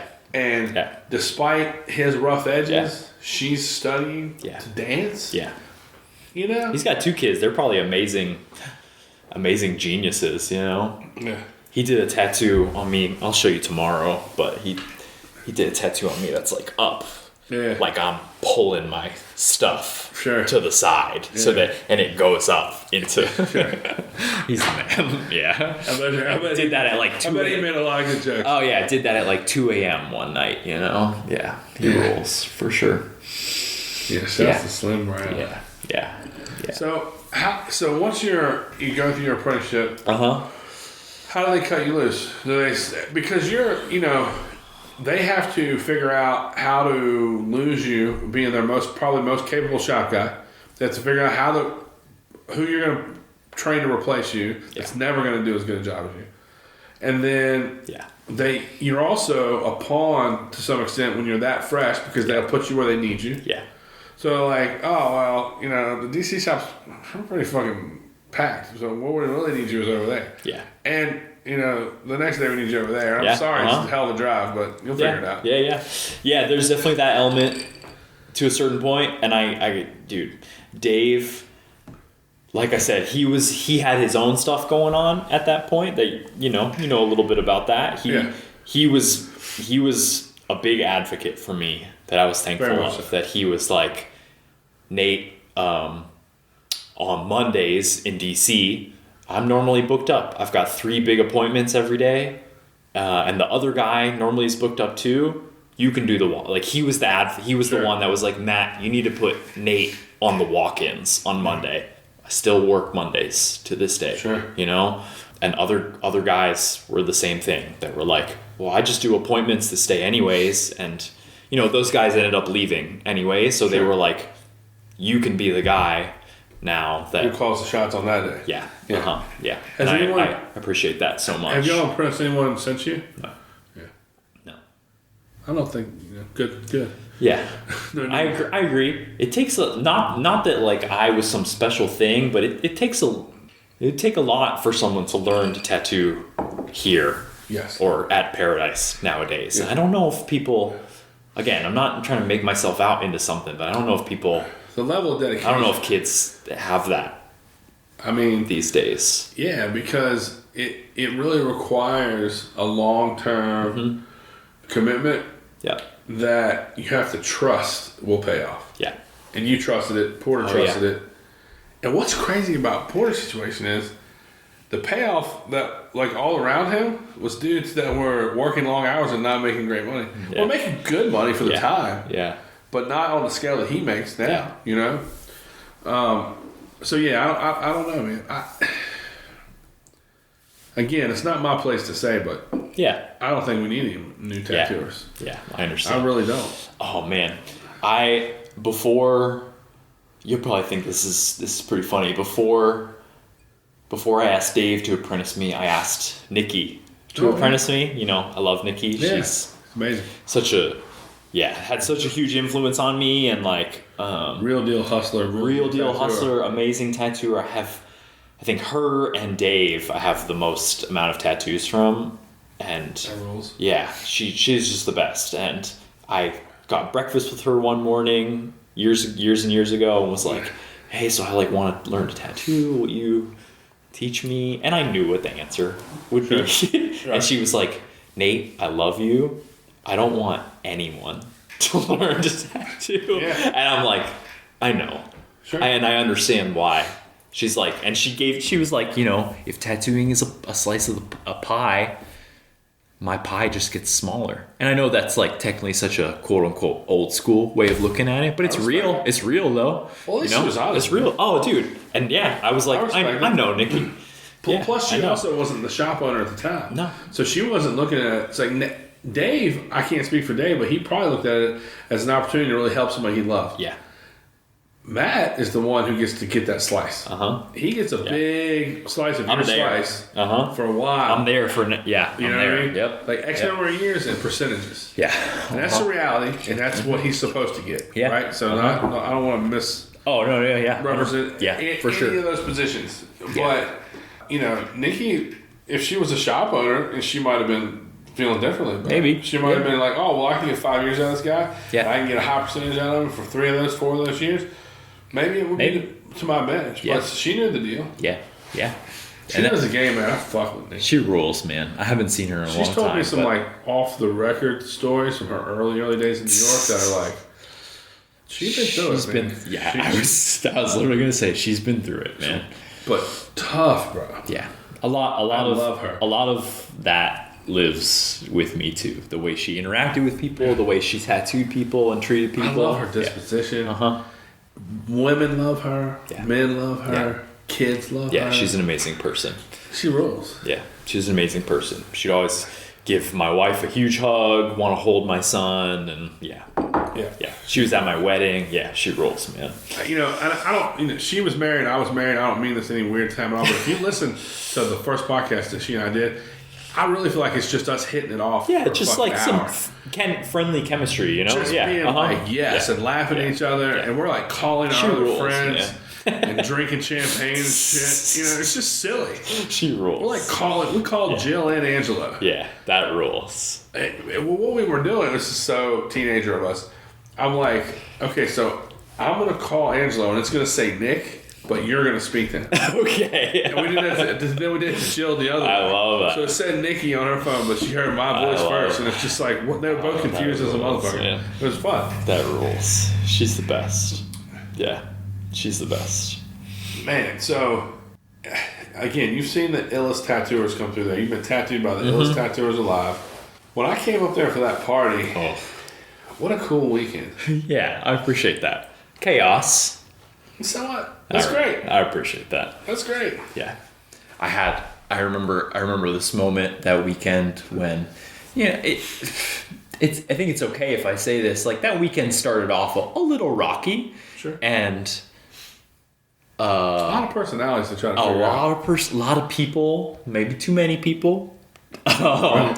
And Steve Byrne is tattooing in this corner, and I'm like hanging out over there chatting with him. And I'm just like, hey, Steve, thank you for being so flexible with this. We're rolling with like, we're squeezing in exactly. We're figuring this out. And he's like, oh man, like the magic is here right now. Like if you can't tattoo at this, you shouldn't be tattooing, And I was like, oh. That was a fruitful weekend for me too. I was able to record with people. With Frank, I remember that. Bro. Yeah, that's a cool one. What a character. And just, Frank Ball is not, he's no slouch. Like when that motherfucker looks at you and starts telling you something, I don't know how well you knew him prior to that, but I didn't know. A little bit. I worked with him a little bit. I knew he would be there, and I took it as an opportunity to reach out to him, and he told an incredible story. I'm also fascinated with he's one and Jack Rudy and there's a few others who are, culturally Hispanic based on their neighborhoods and how they not only grew up but chose to grow up to some extent. Yeah. More Frank than I think Jack was adopted by a Hispanic family, but I find it fascinating, bro. Yeah, it's cool. Because and when Frank was impersonating Jack, it's always with the Holmes and that sound. That he's got it down. But he's talking. He's explaining. He's talking as if he's Jack, and Jack is talking as if he's Cholo. Yeah, I found that fascinating. That's cool. Yeah, man. Because they were so immersed. Yeah. And he just sort of, and I asked him that, and he explained it to me. Mm-hmm. And I just think, if you don't really know what's up, and you listen to that, you get an idea of what's up. And he also humbled me and made me feel well respected. And he's like, Nick, everyone that fucks with you. No one is like, he's I. He told me that people that the mutual friends that we had respected me and made me feel good. And I know that in his world that's a big deal. Yeah. And in my world it's a big deal. That's cool. And we talk still some, and that feels really great. I enjoyed that a lot. That rules. Yeah. A whole lot. Him and I vibed a lot on the Christian stuff. Because he was I guess a pastor at one point for a biker club or something. Yeah. And when him and he worked at Paradise with us for a week or so. And we talked a lot about pretty amazing. A lot of that, pretty amazing person. And I remember it was before I had my son, and he was not grilling me, but just he's got a bunch of kids and was you and your lady been together for a long time? You guys got a good relationship? Making sure that. And who would think I know what I'm doing? You might think that guy might be you getting pussy on the side, you taking care of yourself, right? But he's not. Yeah, no. He's very family oriented. No, he which rules. is dope, man. Yeah. I'm trying to think who else I recorded with that weekend. I think it was just him, wasn't it? Maybe. I think it was just him. I spent, I had a great evening with Rodrigo, who I already knew. He's a special guy, too. And had spent some time with. Yeah. He is doing that crazy photo on that dude's head that weekend. On Matt Torres, he's a tattooer down his head. Yeah. He and I sat on the street and smoked and drank and just had these I remember that exchanges. And there were probably people coming and going. I think Scott was sitting outside with you guys for a little bit. See a sped up video. But this one girl, Ashley, who works in Rhode Island. Yes. Have I told you this story already? No, but I know her. I met her. She was there all weekend. Yeah. She was really cool. She's a real deal. She got tattooed by so many different people, hung out. Street shop gal. And she walked past us and then turned around and came back and said, I'm sorry to interrupt. Nick, I know all about your podcast and I like it. And I think you get along with my boss. He's a real deal 30-year guy. And she's like, I just want to introduce myself and say hello. And I said, well, first of all, do you know Rodrigo? Yeah. And I did that introduction, and we were smoking a joint, and I was like, why don't you just hang out with us for a little bit? And she sat down and hung out with us for like 45 minutes. Yeah, she's cool. And then eventually she was like, I gotta get out of here. Yeah. I can't be doing this. With Yeah, so yeah. I think it started raining. But man, and that neighborhood was electric that night. And, Yeah, it's a cool neighborhood. I wasn't aware that hundreds of people would come drunk marching down that street. Yeah. Is that every night? Yeah. Or every weekend night. I wasn't aware of that. Every weekend night, yeah, for And sure. so, yeah, it was a fantastic weekend for me. And cool. you being there and taking the time to walk me around, show me around, all appreciate that it. stuff is important. Yeah, I appreciate that. It was cool that you guys you came out and hung out. I know It felt DC, like Northern Virginia isn't necessarily your thing. It's not my jam, but I felt like I needed to be there. Yeah, well, You I know? appreciate that. Yeah, Really man. cool. Yeah, that neighborhood rules, man. I've seen so many. I was telling my customer, that guy I tattooed earlier today. He was like, what's the craziest story you've had? And I was like, oh. The guy you did the shoulder thing? Yeah, I was like, all right, let me think about. Think about my neighborhood. Hundreds of stories, Yeah. And I was telling him about how when I was still working the front counter, or very early on, I got a couple tattoos from my boss Matt. These like ones on the back of my forearm, this dragon and this little sacred heart, and I was like, yo Matt, I want to come get tattooed by you. And he's like, all right, cool, I'm working Friday night, like come at like 10 o'clock and I'll tattoo you. And I show up at 10 o'clock. Oh, there's a line of people already in the lobby. So I'm waiting till those line of people are gone. He's like, yo, Nate, go across the street to the pizza spot and get me a Dr. Pepper and tell them it's for Matt.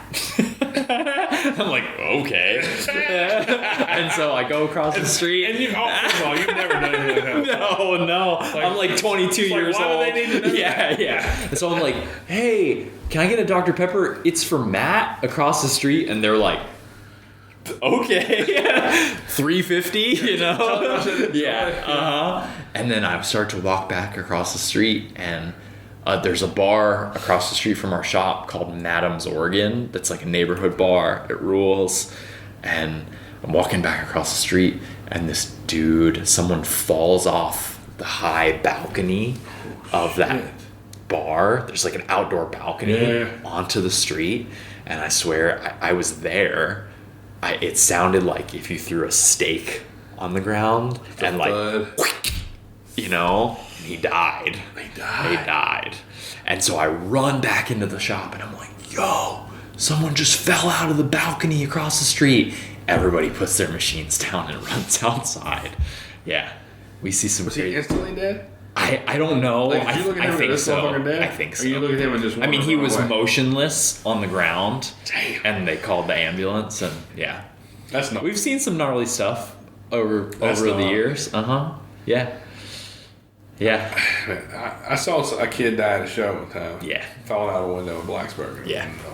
Same kind. Every few years, we'll hear a story about like, someone fell out the back of the bar, at the bar across the street or something, and sad, but it's gnarly stuff.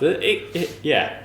Bro, Rube was tattooing a chick. Her dad had gotten tattooed, and she was getting the same. Her dad died, and she was getting the same tattoo. Right? That's cool. Yeah. Yeah. And her man was like, I need to get some cigarettes. Okay. And Rube's like, you can go next door. And he was like, they're too expensive. I'm going to go across the street. Gets hit by a car and killed. Oh. While he's tattooing. No. Oh, that's terrible.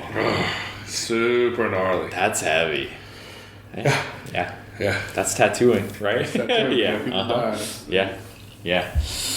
Do you guys have people coming in here asking for like face tattoos a lot? Yeah. Okay. Cool. Matter of fact, the chick the other day was like messaging me over and over and over again. And I'm like, look.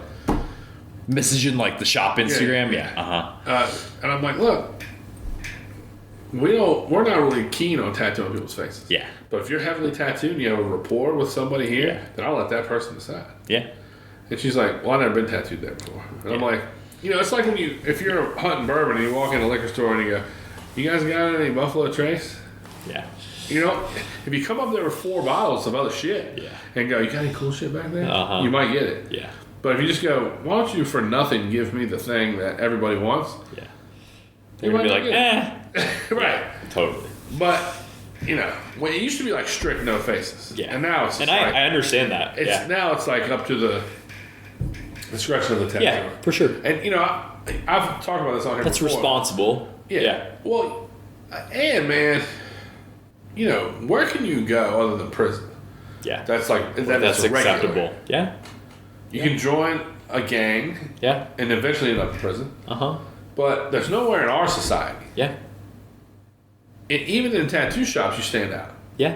as the guy with his face tattooed. Yeah. But you know, there's the Mike Rennie school of thought is that I'd rather give them a really good face tattoo than let them go get a shit one from somebody else who doesn't mind. That's where I'm at, too. That's your Yeah, at. that's where I'm at. regardless of who it is. Yeah. Like no tattoos. Oh, if they have no tattoos, that's different.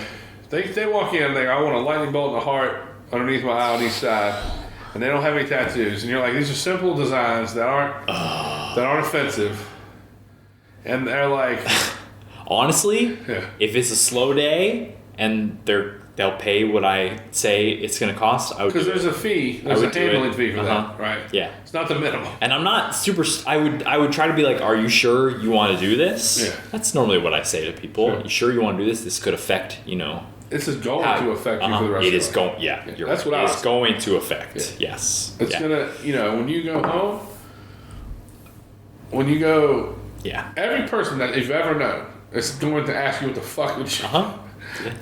Yeah. Yeah, man. How often do you do it there? It's always as a walk-in, and late at night. Of course. Which is when Nobody- the people that want face tattoos Come on, come man. out. Nobody gets up in the morning and goes, you know what? I think I'm gonna have a I know. sandwich and get my Uh-huh. face tattooed. Same. I was telling that kid earlier today. Again, he asked me, what's the? I'm just trying to spew off stories. 2 weeks ago, maybe, our shop is open till midnight on Fridays and Saturdays. Do you always work that late? I work on Fridays till midnight. It's hard. Fridays all day. That's my day. Noon to midnight. Noon to midnight. I love it. Yeah. Yeah. And the counter person comes back. Her name's Kayla, and Kayla's like, "Hey, this is like 11:15 at night. This Do dude." you have a cutoff, by the way? Or is it if they want to get We don't tattooed? have a cutoff, but like, it's just what we're generally feeling like. At the level at which Paradise Tattoos, Yeah. that's a lot. Yeah, it's a lot. Yeah. It is a lot. Yeah, I mean, it's more of like all right, at 11:45, we're not taking any more. I'll do a tattoo at 11:30 if it's small, but Sure. like, so this dude walks in at 11:15. She comes back and is like, "Hey, so this dude wants to get 3 straight lines going down his forehead onto his cheek." And I'm like, "Dude, it's too late for that. Like, I don't know if I've got that in me." She's like, "Oh, he like really wants it. He has other face tattoos." Listen to this, and you are or aren't a tattooer. That is a lot of pressure on you. Yeah, I know. That requires extreme focus. So I'm like, all right, I gotta go talk. I'm gonna go like suss this dude out and see what's up. Sure. And I go up there and I recognize this guy. He's like, "Yo, what's up, man? How you doing? I remember you from the last time I got my face tattooed." And I'm like, all right, I'm doing this. I'm doing this tattoo. And so I like drew. At first, I tried to stencil it and it wasn't working. And I was like, Of course all right, it was. yeah, I know. I was like, all right, I'm gonna draw I don't on mean to these say it 3. like that. No, you're absolutely right. Yeah, of course. Well, before you even said to this point, I'm thinking, you make a stencil of a straight line, and then you all over the cheek. right. Yeah. Exactly. And so I drew it on him and tattooed it on him, and he rules. He's been tattooed at our shop a bunch of times, and he was like, all right, while you're setting up, I'm gonna go outside and meditate. And I'm like, That's cool. Cool, man. Cool. You like that kind of guy? And then Yeah. I go out there onto the street when I'm ready. I'm like, tell me he's floating. no, but he is like going like this outside. And I'm like, yo, dude, I'm ready. I'm like, all right, come on inside. And then I'm tattooing straight lines on his face. And he made this crazy like symbol with his hands, like, you know, I don't know. Who knows, yeah. Yeah. And he's going, oh. I'm like, this rules. Yeah. So. Very spiritual moment. Yeah. And I was like, yo, I love this. Was he You know? stoked Yeah. when he looked at it? Yeah, he was amazed. Hell Yeah. yeah. He was like, this is exactly what I wanted. And he like gave me. Did he tell you what it meant or anything? No. That's fine too. I asked that a lot of the time, and I don't know if it meant anything. It was more just like aligning with how he viewed himself, and he gave me this like bag of like magical herbs. He was like, yo, this is for the transaction. This is like, I have to give this to you for doing this tattoo on me. And I'm like, this is amazing. I love this. Any suggestions to what to do with those herbs? Were they smokable? It was like, it was supposed to be, potpourri? no, it wasn't smokable. It was like, this is going to bring you good luck and good fortune. Hell yeah. And I was like, I'll love take that. that. I love that. Dude. Yeah. Yeah. You And that- tattoo a lot of faces, huh? No, but like More when than someone, we did. when someone comes in, and you know, every once in a while, someone will be like, I want a symbol on my face, and I'm like, you're crazy. Yeah. And they're like, yeah, I know. I'm like, okay, let's do it. Man. What the fuck we were? I guess I was at. You know Mickey, Unstoppable Force in the outside in the I don't think Glen so. Allen? No, I don't think so. Glen Allen, Virginia? Yeah. Huh? No, I don't think so. Mickey is a wild character Okay. himself, bro. His daughter Sophie's a tattooer. She's great. Cool. She's wearing some of the illest shit. Yeah. From like Virginia people. She's one of the craziest warrior Okay. tattoos I've ever seen. Oh wow. Okay. A forward-facing skull on her thigh that goes from like up over her hip down to her knee. Amazing.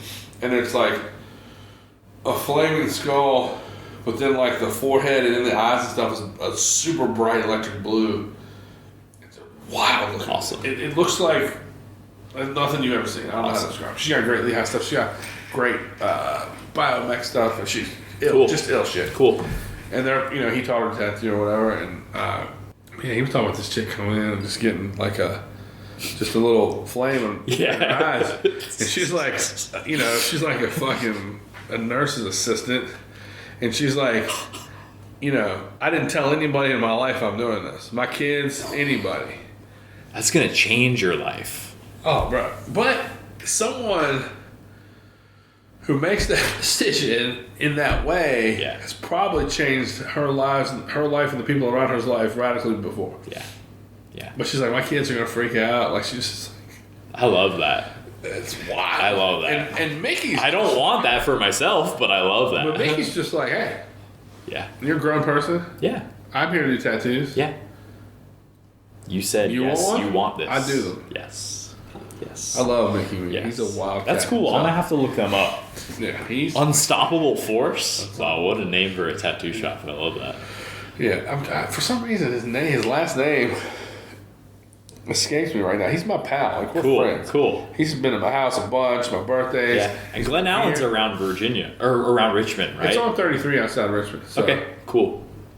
And he was in he tattooed in Richmond on and off for many, many years, and like biker shops, and he was in a band called Four Walls Falling, which is a huge Richmond band, Cool. way back in the Avail and Integration Inquisition days. You know, he's a little wacky, but I love him. That sounds awesome. And his daughter Sophie's amazing. They're good Yeah. people. Cool. But yeah, you know, sometimes you can't protect people from themselves. They're just going to get their face Yeah. tattooed. Yeah. And I like you said, I more closely identify with the Mike Rennie school of thought that Yeah. like I will give you a nice tattoo and make sure you really want to do this, but But it's I also, will it's do not this. your responsibility to even do that. No. Yeah, it's not at all. It's but so you know. Someone some comes people in would and say asks for that's- that. Or some Yeah. people would say that's irresponsible. I say you're There's not no paying- more responsible place to do it other than But you're not in the business of holding people's hands, and you have bills to pay. yeah. So if they're not paying That's my for your job. son's meals, Yeah. and it's perfectly legal, and they're capable human being, Mm-hmm. why not give them the best tattoo they can get on their face in fucking that part of town? You know what I mean? That's right. Why not just give them that? That's right. Yeah. That's how I feel. Man, there's this local dude who's got a bunch of face tattoos. And, he's from this neighborhood, and we were down the street. He would come in that motherfucker with this gigantic chip on his shoulder. I mean, just a fucking attitude. Yeah. And Yeah. he came in that motherfucker one day, and he's got like a clover and a heart and a diamond and some lettering in the corners, a bunch of stuff. Okay. Tall, black dude. He walks in that motherfucker one day, and he's eating a chicken sandwich, bro. Like, eating it in the lobby and, like, talking to me about... And I'm like, yo, man, Yeah. you ain't no fucking chicken sandwich. And he goes, why not? I go, what the fuck you mean, why not? Yeah. I go, put that fucking chicken sandwich in your pocket. Uh-huh. And he started laughing and kind of stepped back and looked me in the face and took a bite of it. I go, motherfucker. And I start coming around the fucking counter at him, and he ran out the door. And I'd see him That's like great. 4 times, and he was Yeah. always a prick to me. Yeah. And then one day he came in there with like a Gucci button-down shirt on and a completely different attitude. He's Huh. like, hey, brother, how are you? And I'll go, Excuse me? who the fuck are you? Yeah. And he goes, Yeah. oh, I'm sorry. I may have misrepresented myself in the past. And I was always like, What? what? What did he mean? And he starts telling me about how he got this job modeling and Oh how it my changed his gosh. life. And he wanted to talk to us about, like, getting the right tattoos to lean into the modeling that he's going to be doing for Hey. urban clothes and shit. Good for him. Yeah. Yeah. motherfucker. Whatever, man. Yeah. I'm like, go eat a chicken sandwich. Shut the fuck up. That's great. Fucking weirdo. When I came here that first time was when you guys were all tattooing that dude. I like Chinese dude. Oh, yeah. He wasn't Korean. I think he was Chinese. he was Young Chinese. guy that I tattooed him. Here. I worked those 2 days, and I think I tattooed him both days. Yeah. Yeah. Yeah, he- I don't his remember mom his had, like, a name. dry but- cleaner or something. yeah. He was really sweet, but he was definitely like on some. Put this symbol here, and then do this thing here. And, counter. and it's like it's all about the energy, and I'm like, yeah, dude, whatever you want. Yeah. I'll do whatever you want. I need this, but it has to be in blue. Yeah. Yes. It was a lot of blue tattoos. And, Yes. and that was just Yeah. a phase to then the red tattoos. Yes. And Because the red means something, and the blue is positive, and then he had a yeah. handful of black ones too, Yeah. but I mean, within no time, bro, he got tattooed. I'd say he got 20 tattoos in, 2 weeks or something like I mean, that. very rapid. Yeah. And over 3 months, he got 40 tattoos, but I mean, top of his hands, Yeah. like front of his shoulders, Neck. chest, middle, Yeah. neck. It just, I mean, it was weird. And you guys probably haven't seen him since, Nope, right? haven't Yeah, seen him that's since. how it goes. That's how it Yeah, is, I yeah, know. yeah. Yeah. Yeah. Hope he's doing all right. a lot of Shout out that guy. There you go. And he was extremely impatient at times, and he would sit in his souped up fucking Yeah. Tokyo He had Drift money. Acura Yeah. out front, and he would be frustrated Yeah. because he thought that meant he was first in line if he was just out front. That's We'd have funny. to deal with that, and he'd get mad. That's funny. And he would sit in the lobby and just mumble to himself, and just Yeah. talk to himself, and just Yeah. be very odd, made people uncomfortable. Yeah. But in this Got business, tattooed a lot. Yeah. you go through, like every now and then you'll get like some sort of like business type professional will come in and they'll try to I mean, I've had this happen, not recently, but in the past in Alleycat's history, try to impress upon you how much they can't have tattoos. So that's why they're going to get something on the pelvic area. And then over the next year, they get their pelvic area sleeved with a little weird shit. Crushed. And there's just like a gay guy who can't express himself. Yeah. But in the other part of his life, this is something that's very exciting. Yeah. And like we've had a bunch of those dudes come through. That's interesting, man. We had a dude here who had a hermaphrodite tattooed on his. I don't know if that's the right word, but that was the word at the time. Mm-hmm. And then later on, He had an image already tattooed on his tattoo. thigh Okay. Yeah. of a Yeah. figure that had breasts and Yeah. male Yeah. genitals. Yeah. Uh huh. I don't know how to say it if I get in trouble. But that's what the image was. It was Yeah. a figure who had a breast and male genitals and long hair. Uh huh. And he got a couple like similar like Yeah. lifestyle tattoos. Yeah. And then was about to marry this chick and was like, Whoa. I need bikini bottoms on this figure. We got you, man. No problem. Yeah. Yeah. Sure. Yeah. Yes, sir. Yeah, that doesn't even require drawing. Yeah. I love that. I love it. And That's he's cool, a dude man. who's like, you could. He's around. Yeah. You know what I'm saying? Yeah. Yeah, man. It's a weird world. Yeah. We're in. Yeah. But yeah, like we're saying, it's like in the end, we're just doing what people are asking. So, And there's room for everybody. Like, yeah, you know, there is room for everybody. Yeah. I've always appreciated the fact that, you know, so this will be Andrew's 30th year tattooing. It's amazing. And so if you look at that, that's 1995. In 1995, That's so crazy. I met him in late 95, right? I was like 15. Mm-hmm. And he impressed upon me then that whatever anybody's bag is, none of my business. He impressed upon me then that anybody should be able to get anything they want. That rules. Yeah. And you're there to do a job. Yeah. Now, it's changed in a little bit because, you know, the first line that I ever saw him draw was on the white power ship. Yeah. And that was important. It's good. Yeah, that's a good line to That's a draw. good line to draw, That's right? Yeah. Yeah. But I know that there's tattooers out there who go, that's a job, fuck it. Yeah. I'm not here for that. Yeah. And then Andy, I don't agree with that, but yeah. well, Andy has like these, I don't want to speak for Andy, but his thoughts are, well, I'm contributing to what goes out in the world, and that's not positive. That's the negative thing. Yeah. And so, I don't know. I just always love the fact that, number one, it's our discretion, no matter what it is. Yeah.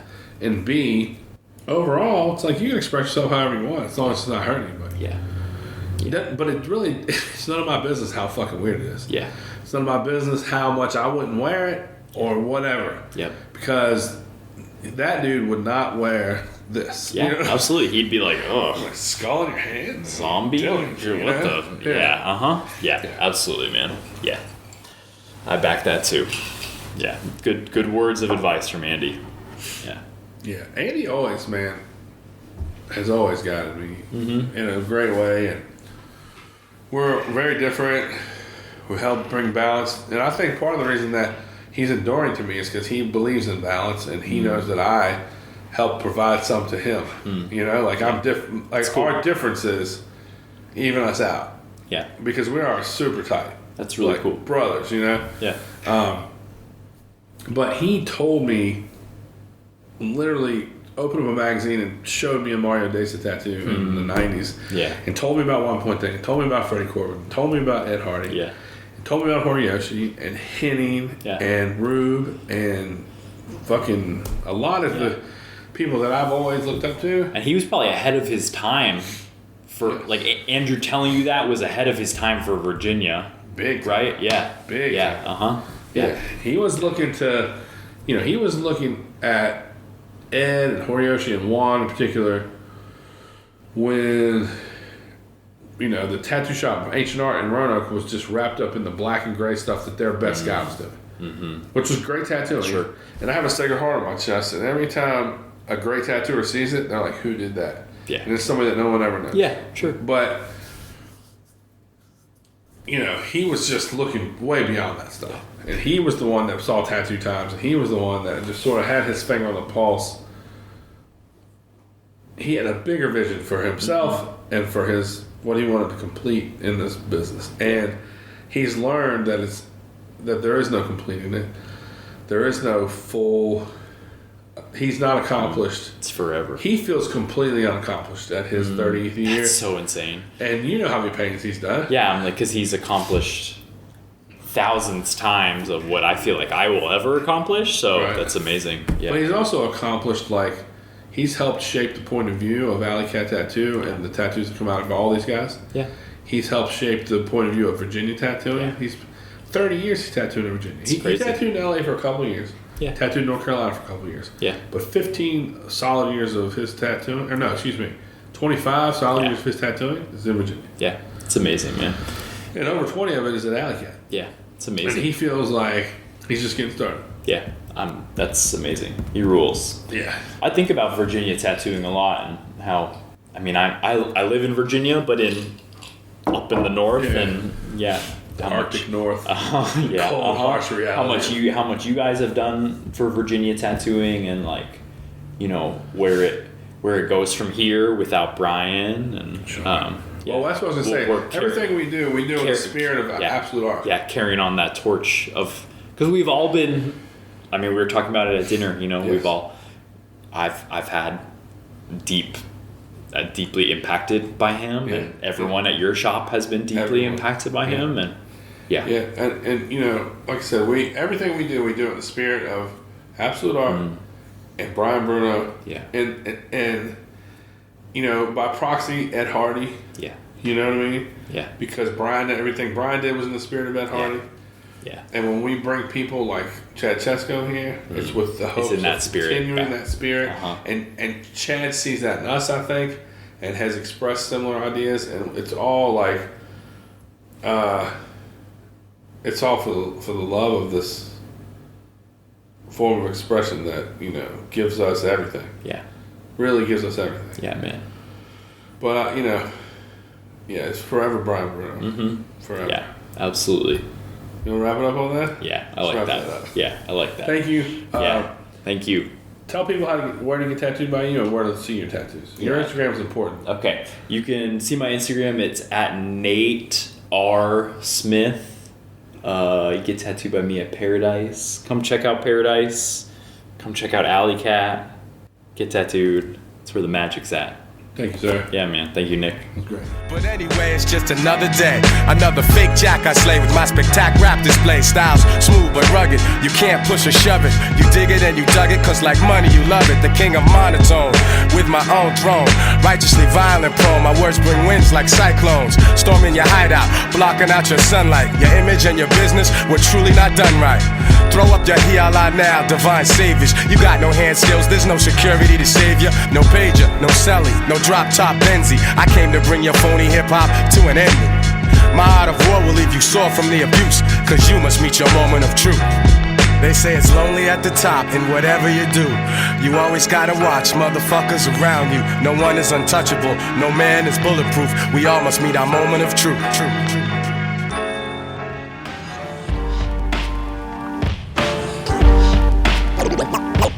No lies, just bullshit.